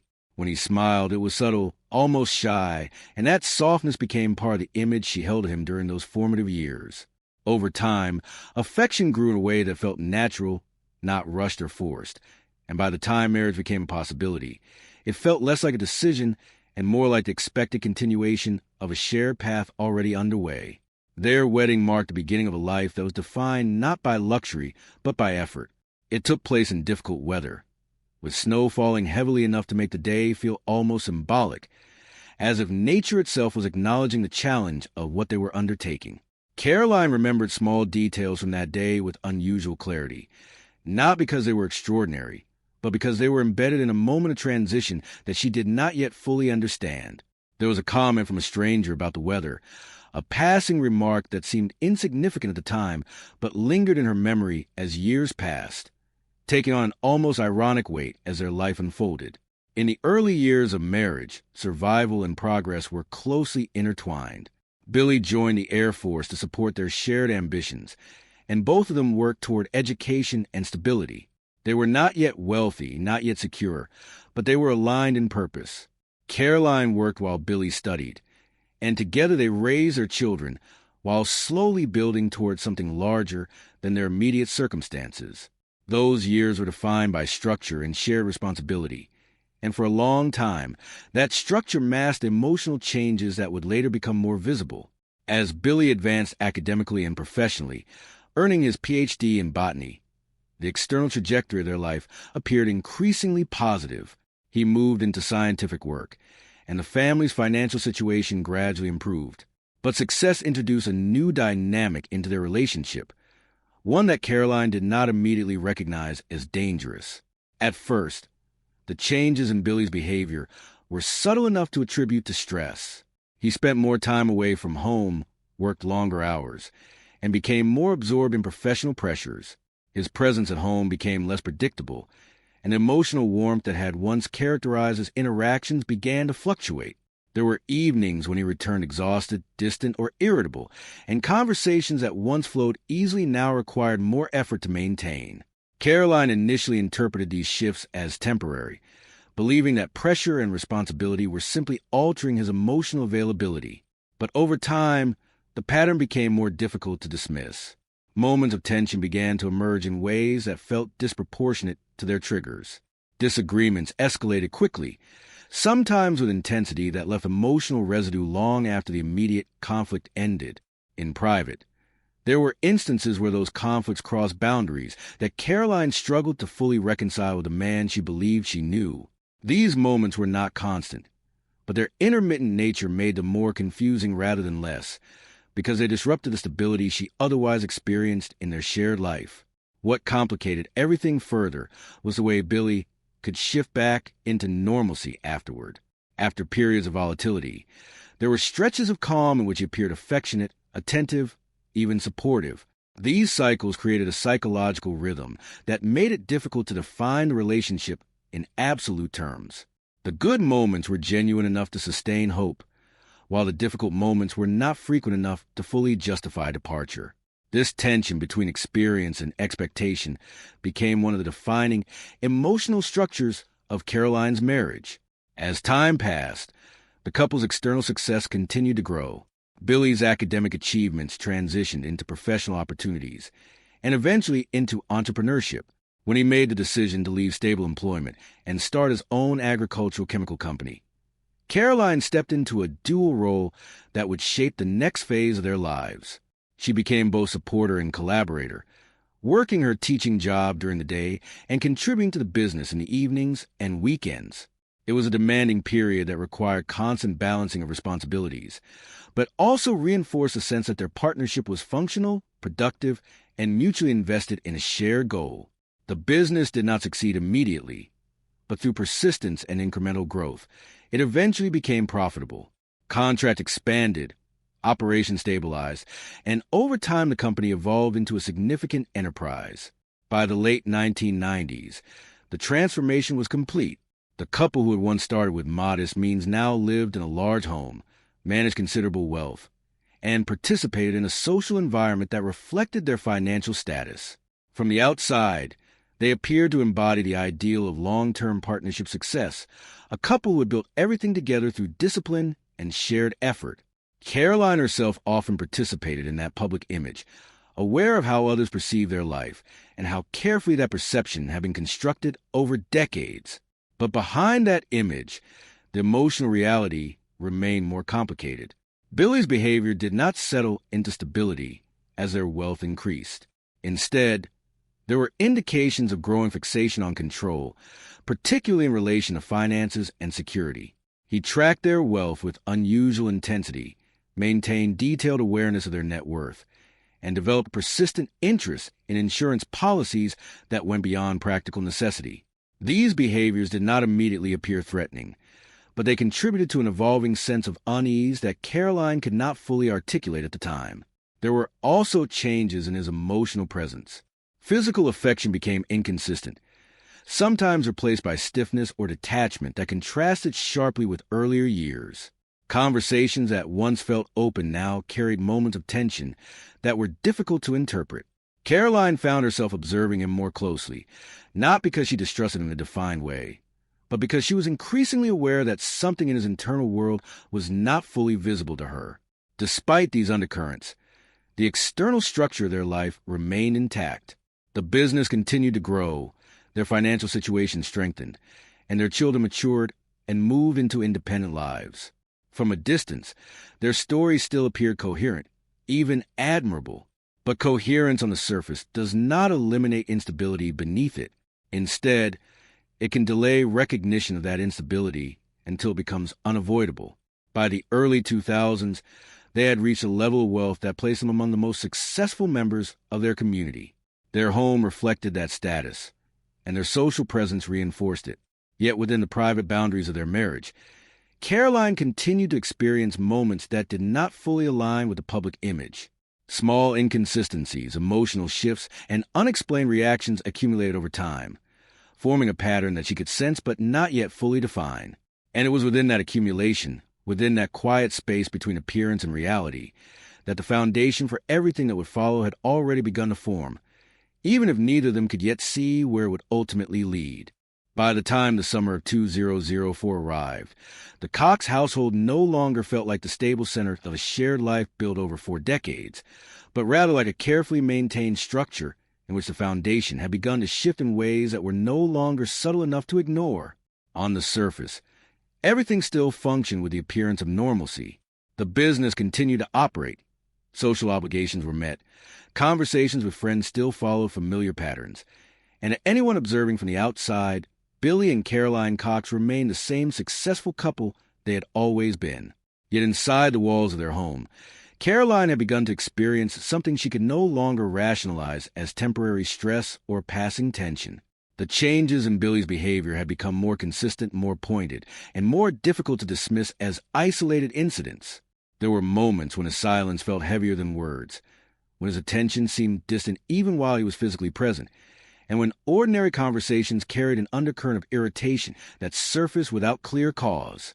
It was not one single event that marked the shift, but gradual accumulation of emotional signals that Caroline had learned to recognize over time.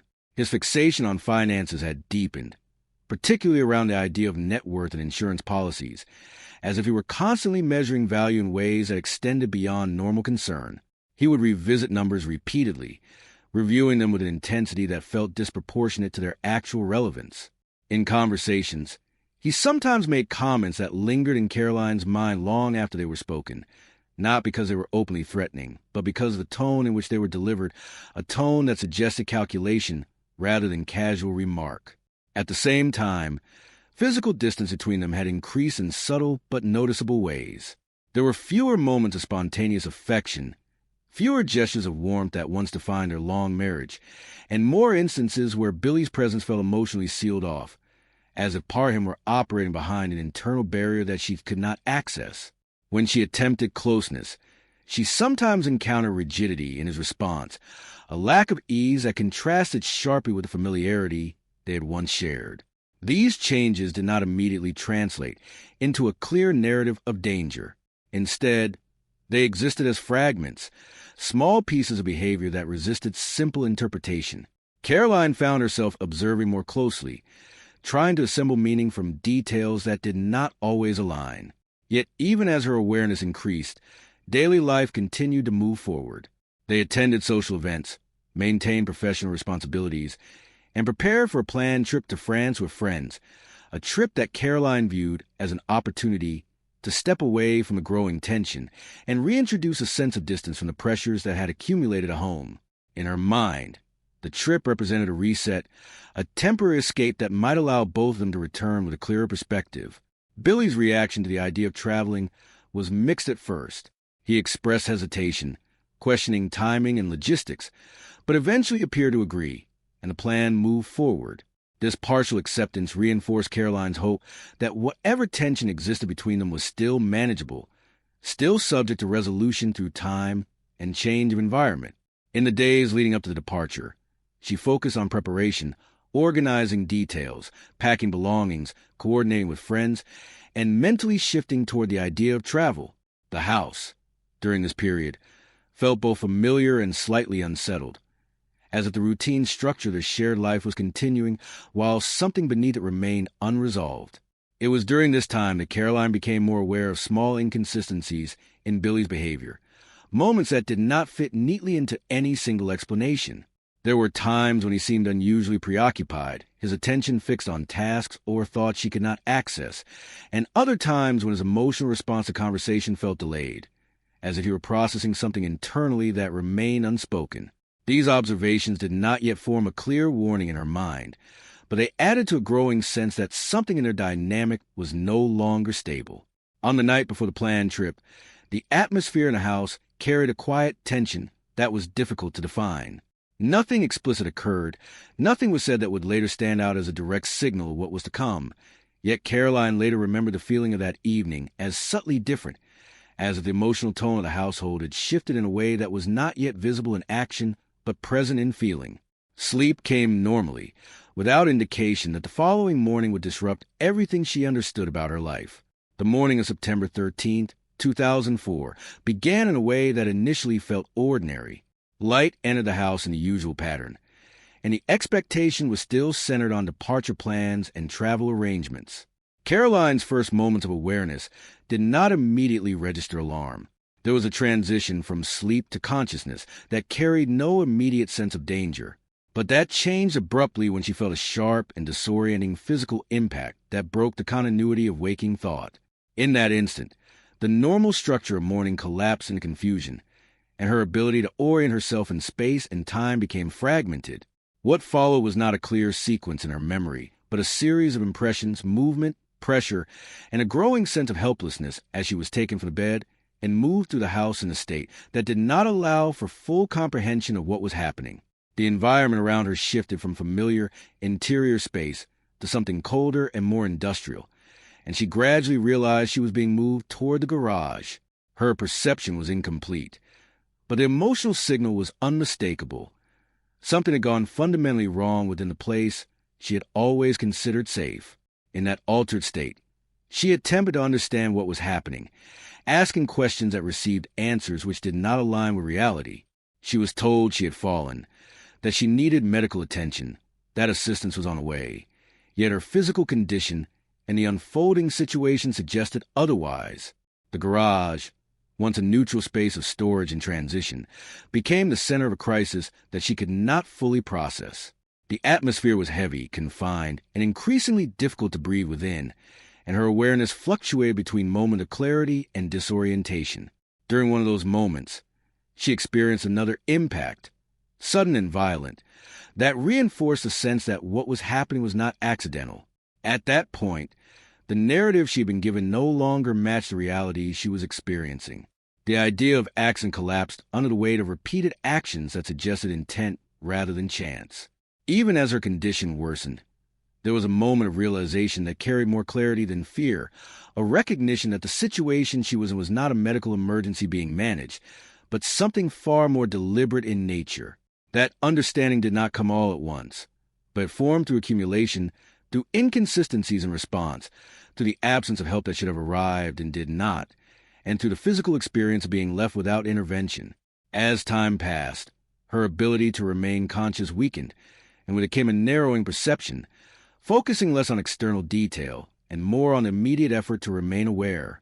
The environment became increasingly oppressive, and her sense of time distorted. At some point, movement resumed, and she was placed into a vehicle, a transition that further removed her from any expectation of safety or external assistance. The feeling of confinement intensified, not only physically but psychologically, as she became aware that the situation was now entirely outside her control. Throughout this sequence, there was no external confirmation of what was happening beyond her own perception, no witnesses within her awareness who could interrupt or alter the course of events. That isolation defined the experience as much as anything else. It was not simply physical vulnerability, but informational isolation, a condition in which she could not verify what was real except through immediate sensation.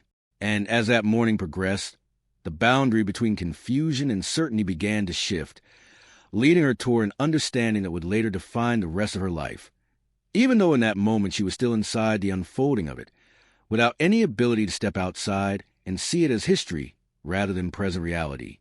When the first responders finally arrived at the Cox residence that morning, the house did not present itself as a single clear scene of violence, but rather as a layered environment of confusion, where normal domestic order and signs of catastrophic disruption existed in the same physical space, forcing investigators to interpret meaning from fragments rather than a coherent narrative. From the outside, the property still looked like the home of a wealthy, established couple, with no immediate indication that anything irreversible had already unfolded inside. But once entry was made into the interior, the atmosphere changed in a way that was immediate and physical, as if the air itself had been altered by what had occurred there. There were signs that something urgent had taken place. Yet the exact sequence of events was not immediately obvious. Objects were not arranged in a way that clearly explained intent or accident, and the absence of witnesses inside the house meant that investigators were forced to reconstruct the morning through indirect evidence rather than direct observation. As they moved through the residence, the focus quickly shifted toward locating Caroline, whose condition had already been reported as critical. The discovery in the garage marked the most significant turning point in the initial response. Inside that space, which was typically associated with vehicles and storage rather than human presence, responders encountered a scene that immediately indicated severe trauma. Caroline was found in a position that suggested she had been moved after sustaining injury, and her condition required immediate medical intervention. The environment around her was not neutral. It carried signs of disorganization and disturbance that contrasted sharply with the otherwise controlled appearance of the property. The garage doors, the placement of vehicles, and the internal condition of the space all contributed to a sense that what had occurred there was not a single moment, but a sequence of actions that unfolded over time. At this stage, Billy Cox was still present at the property, and his behavior became one of the earliest focal points of investigative attention. He did not present himself in an overtly panicked state. Instead, his demeanor was controlled, almost attached, which stood in contrast to the severity of the situation unfolding around him. When questioned about what had happened, his explanation framed the event as an accident, suggesting that Caroline had fallen and that he had been attempting to assist her. However, the physical evidence at the scene did not immediately align with that explanation. The positioning of objects, the state of the garage environment, and the nature of Caroline's injuries all created inconsistencies that investigators could not ignore. As emergency personnel worked to stabilize Caroline, attention shifted to documenting the scene in detail. Every surface, every point of contact, and every possible source of trace evidence became significant. The goal at this stage was not to draw conclusions, but to preserve the environment in its existing state so that later analysis could reconstruct events with greater precision. Photographs were taken, measurements recorded, and observations logged in real time, as the urgency of medical response continued in parallel with investigative procedure. Meanwhile, Billy's presence in the vicinity of the injured victim raised additional questions. Rather than remaining visibly distressed or focused solely on his wife's condition, he moved between areas of property, at times observing responders, at other times engaging in brief exchanges with authorities. This behavior was noted because it did not fully align with the expected emotional response of someone witnessing a life-threatening situation involving a long-term spouse. It was not that he was overtly hostile or visibly deceptive in an obvious sense, but rather that his emotional presentation lacked the urgency and fragmentation typically associated with shock or panic in similar circumstances. As Caroline was transported for medical treatment, investigators began to shift their attention from immediate rescue to preliminary reconstruction of the event. The house itself became a source of indirect testimony. Door positions, signs of disturbance, and environmental inconsistencies were all examined for clues about movement through the space. The garage in particular drew close scrutiny, as it appeared to be the final location in a sequence that had begun elsewhere in the home. The transition from bedroom to hallway to garage suggested movement that was not accidental, but the precise nature of that movement was still unclear at this early stage. One of the most significant early concerns for investigators was the lack of a straightforward accident narrative that could be supported by physical evidence. While Billy's explanation suggested a fall, the environment did not fully support that interpretation. Certain elements of the scene indicated deliberate action rather than simple mishap, including the condition of access points, the arrangement of vehicles, and the presence of locked or controlled entry areas that would later become central to the investigation. These details, taken individually, did not confirm intent, but collectively they introduced doubt into the initial version of events being presented. As medical teams worked to stabilize Caroline, Her condition provided additional urgency to the investigation. The severity of her injuries indicated sustained trauma rather than a single isolated incident, which further complicated the possibility of an accidental explanation. Her ability to communicate was limited, but the fragment of information she was able to provide contributed to the growing sense among investigators that the situation involved more than a domestic accident.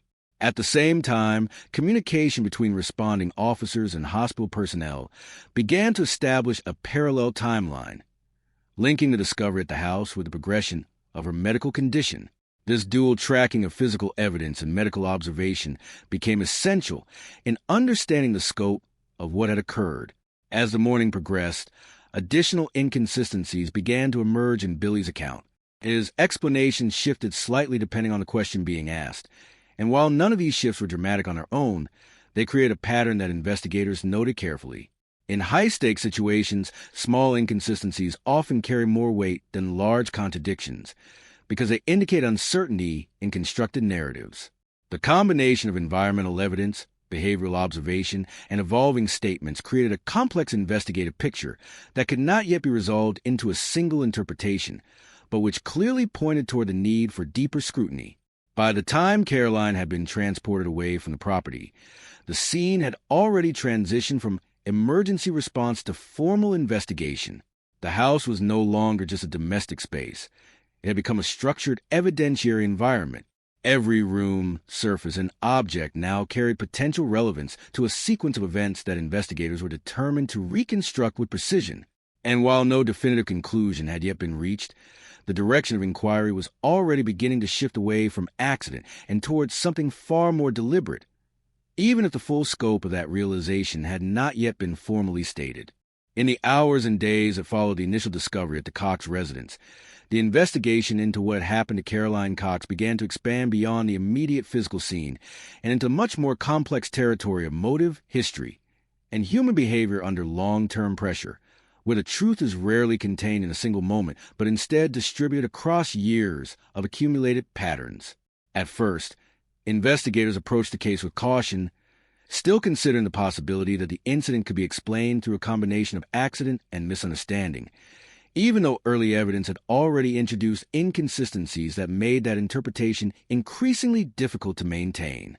In many domestic cases involving severe injury, the first assumption is often that something went wrong in the course of ordinary activity, and investigators are trained to test that assumption carefully before moving toward more serious conclusions. But in this situation, the behavior of Billy Cox, combined with the structure of the scene and the medical assessment of Caroline's condition, quickly began to shift the investigative mindset towards something more deliberate.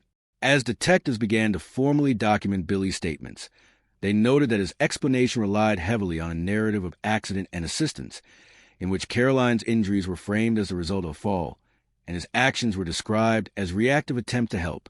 However, when this account was compared against the physical layout of the home and garage, as well as the sequence of access points and environmental conditions, discrepancies became difficult to ignore. Investigators were particularly attentive to the condition of controlled spaces within the house, including doors and entry points that would have influenced movement during the critical time frame. These details suggested that the situation may not have unfolded in a spontaneous or uncontrolled manner, but rather within a structure that allowed for deliberate sequence and timing. At the same time, Billy's demeanor during initial questioning became a subject of interest. He did not display the level of emotional fragmentation typically associated with traumatic events involving a spouse in critical condition.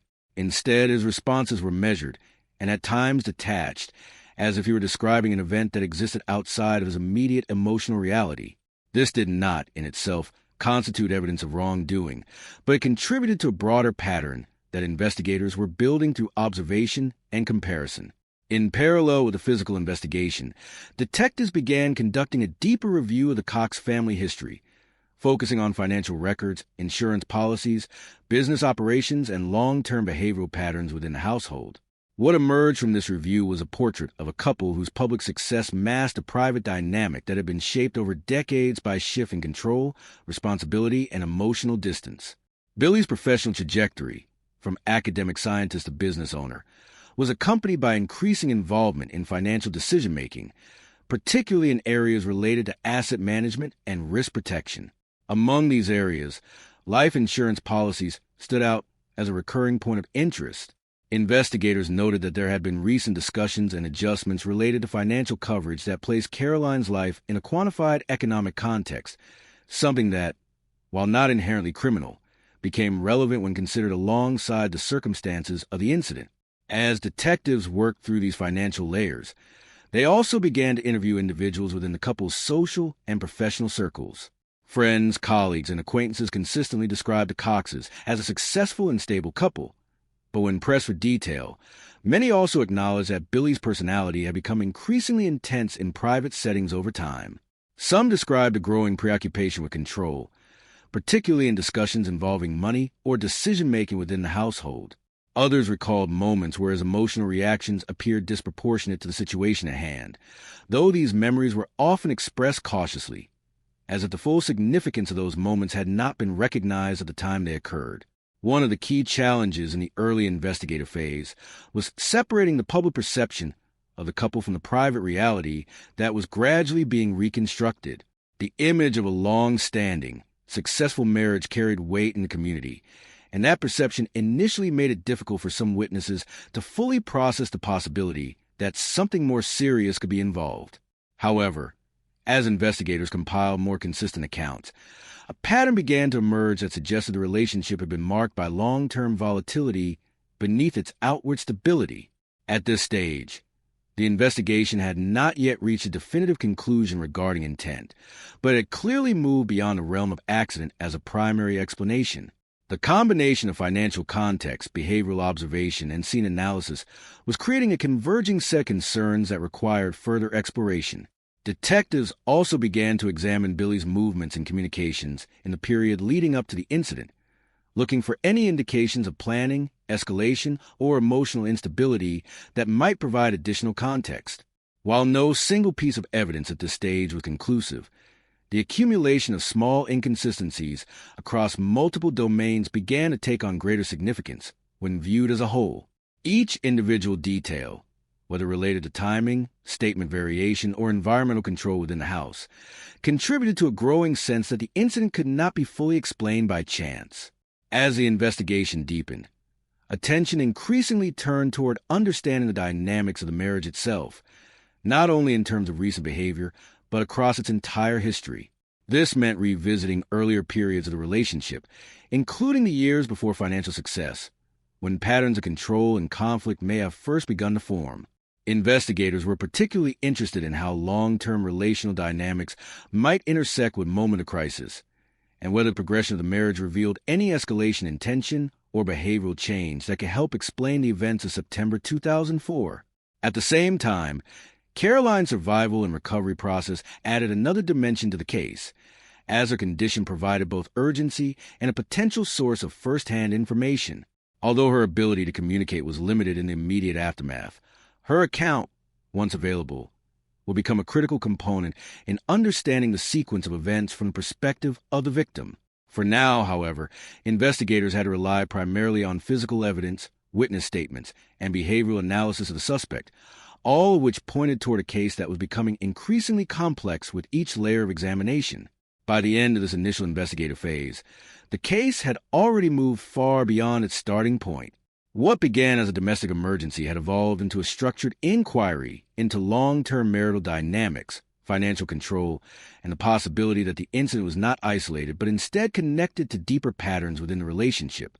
And while no formal conclusions had yet been publicly established, the direction of the investigation was beginning to take shape in a way that suggested the story of the Cox marriage was far more complicated than the image it had presented to the outside world for nearly 4 decades. The breakthrough in the case of Caroline Cox did not arrive as a single dramatic revelation, but rather as a convergence of separate investigative threads that, when finally connected, transformed what had been a deeply ambiguous domestic investigation into something far more structurally coherent and legally significant. For weeks after the initial incident, investigators have been working with fragments, a violent scene inside a wealthy household, a husband whose explanation did not fully align with physical evidence, and a victim whose condition suggested sustained trauma rather than a simple accident. Each element on its own remained open to interpretation, but as more information accumulated, the gaps between those interpretations began to narrow. One of the first major shifts occurred when forensic analysis of the home environment provided clearer insight into the sequence of movement inside the house on the morning of the attack. The arrangement of access points, the condition of interior spaces, and the physical constraint of the garage all began to form a more precise picture of controlled movement rather than accidental occurrence. Investigators noted that certain barriers and entry mechanisms would have required deliberate action to be in the state they were found, which directly challenged the narrative of an unplanned fall. This detail, while technical in nature, carried significant weight because it introduced the concept of intentional staging into the investigative framework. In parallel, digital and financial records associated with Billy Cox underwent deeper examination, revealing patterns that, while not immediately incriminating on their own, took on new meaning when viewed in context. Life insurance policies that had been recently updated or reviewed became a focal point of interest, particularly because they involved significant financial value tied directly to Caroline's life. Investigators did not interpret these findings in isolation, but rather as part of a broader behavioral pattern that included Billy's long-standing fixation on financial documentation and net worth calculation. The combination of emotional detachment in certain contexts and heightened financial awareness in others began to form a profile that investigators could not ignore. However, the most decisive development emerged not from documents or physical evidence, but from the gradual consolidation of witness statements and historical accounts related to the marriage itself. Over time, individuals who had known the couple in different stages of their life began to provide more detailed recollections, many of which had initially seemed insignificant but now gained relevance in light of the investigation's direction. These accounts consistently described a relationship marked by periods of outward stability punctuated by episodes of intense internal conflict, often hidden from public view. Some witnesses recalled seeing Caroline with unexplained injuries or wearing coverings that suggested concealment, while others described moments in which Billy's emotional responses appeared disproportionate or unpredictable in private settings. None of these accounts alone established criminal intent, but together they contributed to a growing understanding that the marriage had been far more volatile than its public image suggested. As investigators refined their timeline of events, attention also turned to the specific sequence of actions on the morning of September 13th, reconstructing minute-by-minute movement within the home. This reconstruction process relied heavily on physical evidence, including the condition of interior doors, the positioning of objects, and the environmental state of key areas within the residence. What emerged from this analysis was a pattern that indicated controlled progression rather than chaotic accident, suggesting that the events in question followed a sequence that was consistent with deliberate action. This interpretation became increasingly difficult to reconcile with Billy's original explanation, which framed the incident as an unintended fall followed by attempted assistance. At this stage, investigators began to shift their working theory more firmly toward intentional harm, though they remained careful in how that conclusion was documented, recognizing the importance of evidentiary thresholds in any potential prosecution. The breakthrough moment, however, was ultimately anchored in the synthesis of multiple investigative streams rather than a single piece of evidence. It was the alignment of physical reconstruction, financial context, and behavioral patterning that created a cohesive narrative strong enough to support formal charges. Once these elements were combined, the case transitioned from a speculative inquiry into a structured criminal investigation with a clear direction. Billy Cox's role within that structure became increasingly central as inconsistencies in his statements, when compared against a reconstructed timeline, could no longer be explained as minor discrepancies. Instead, they appeared as deliberate deviations from the established sequence of physical evidence. Another important factor in this phase was Caroline's emerging ability to provide her own account of what had occurred.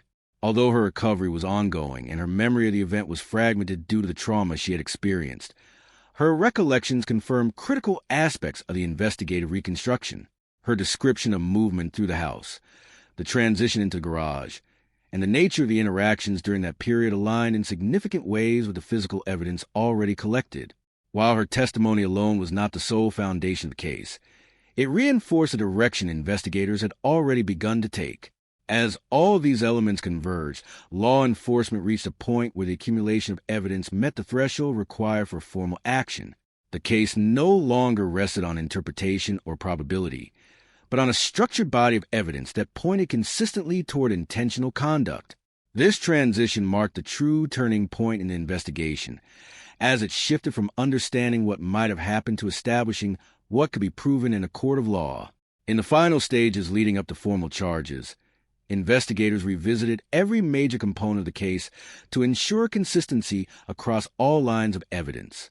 This included re-examining the physical scene, verifying financial documentation, reviewing witness statements for coherence, and confirming the integrity of the reconstructed timeline. Only after this comprehensive review did the case move forward into the legal system, where it would be tested under the standards of criminal prosecution. The breakthrough, therefore, was not a singular moment of discovery, but a moment when separate strands of evidence stopped existing independently and instead formed a unified narrative strong enough to redefine the entire case.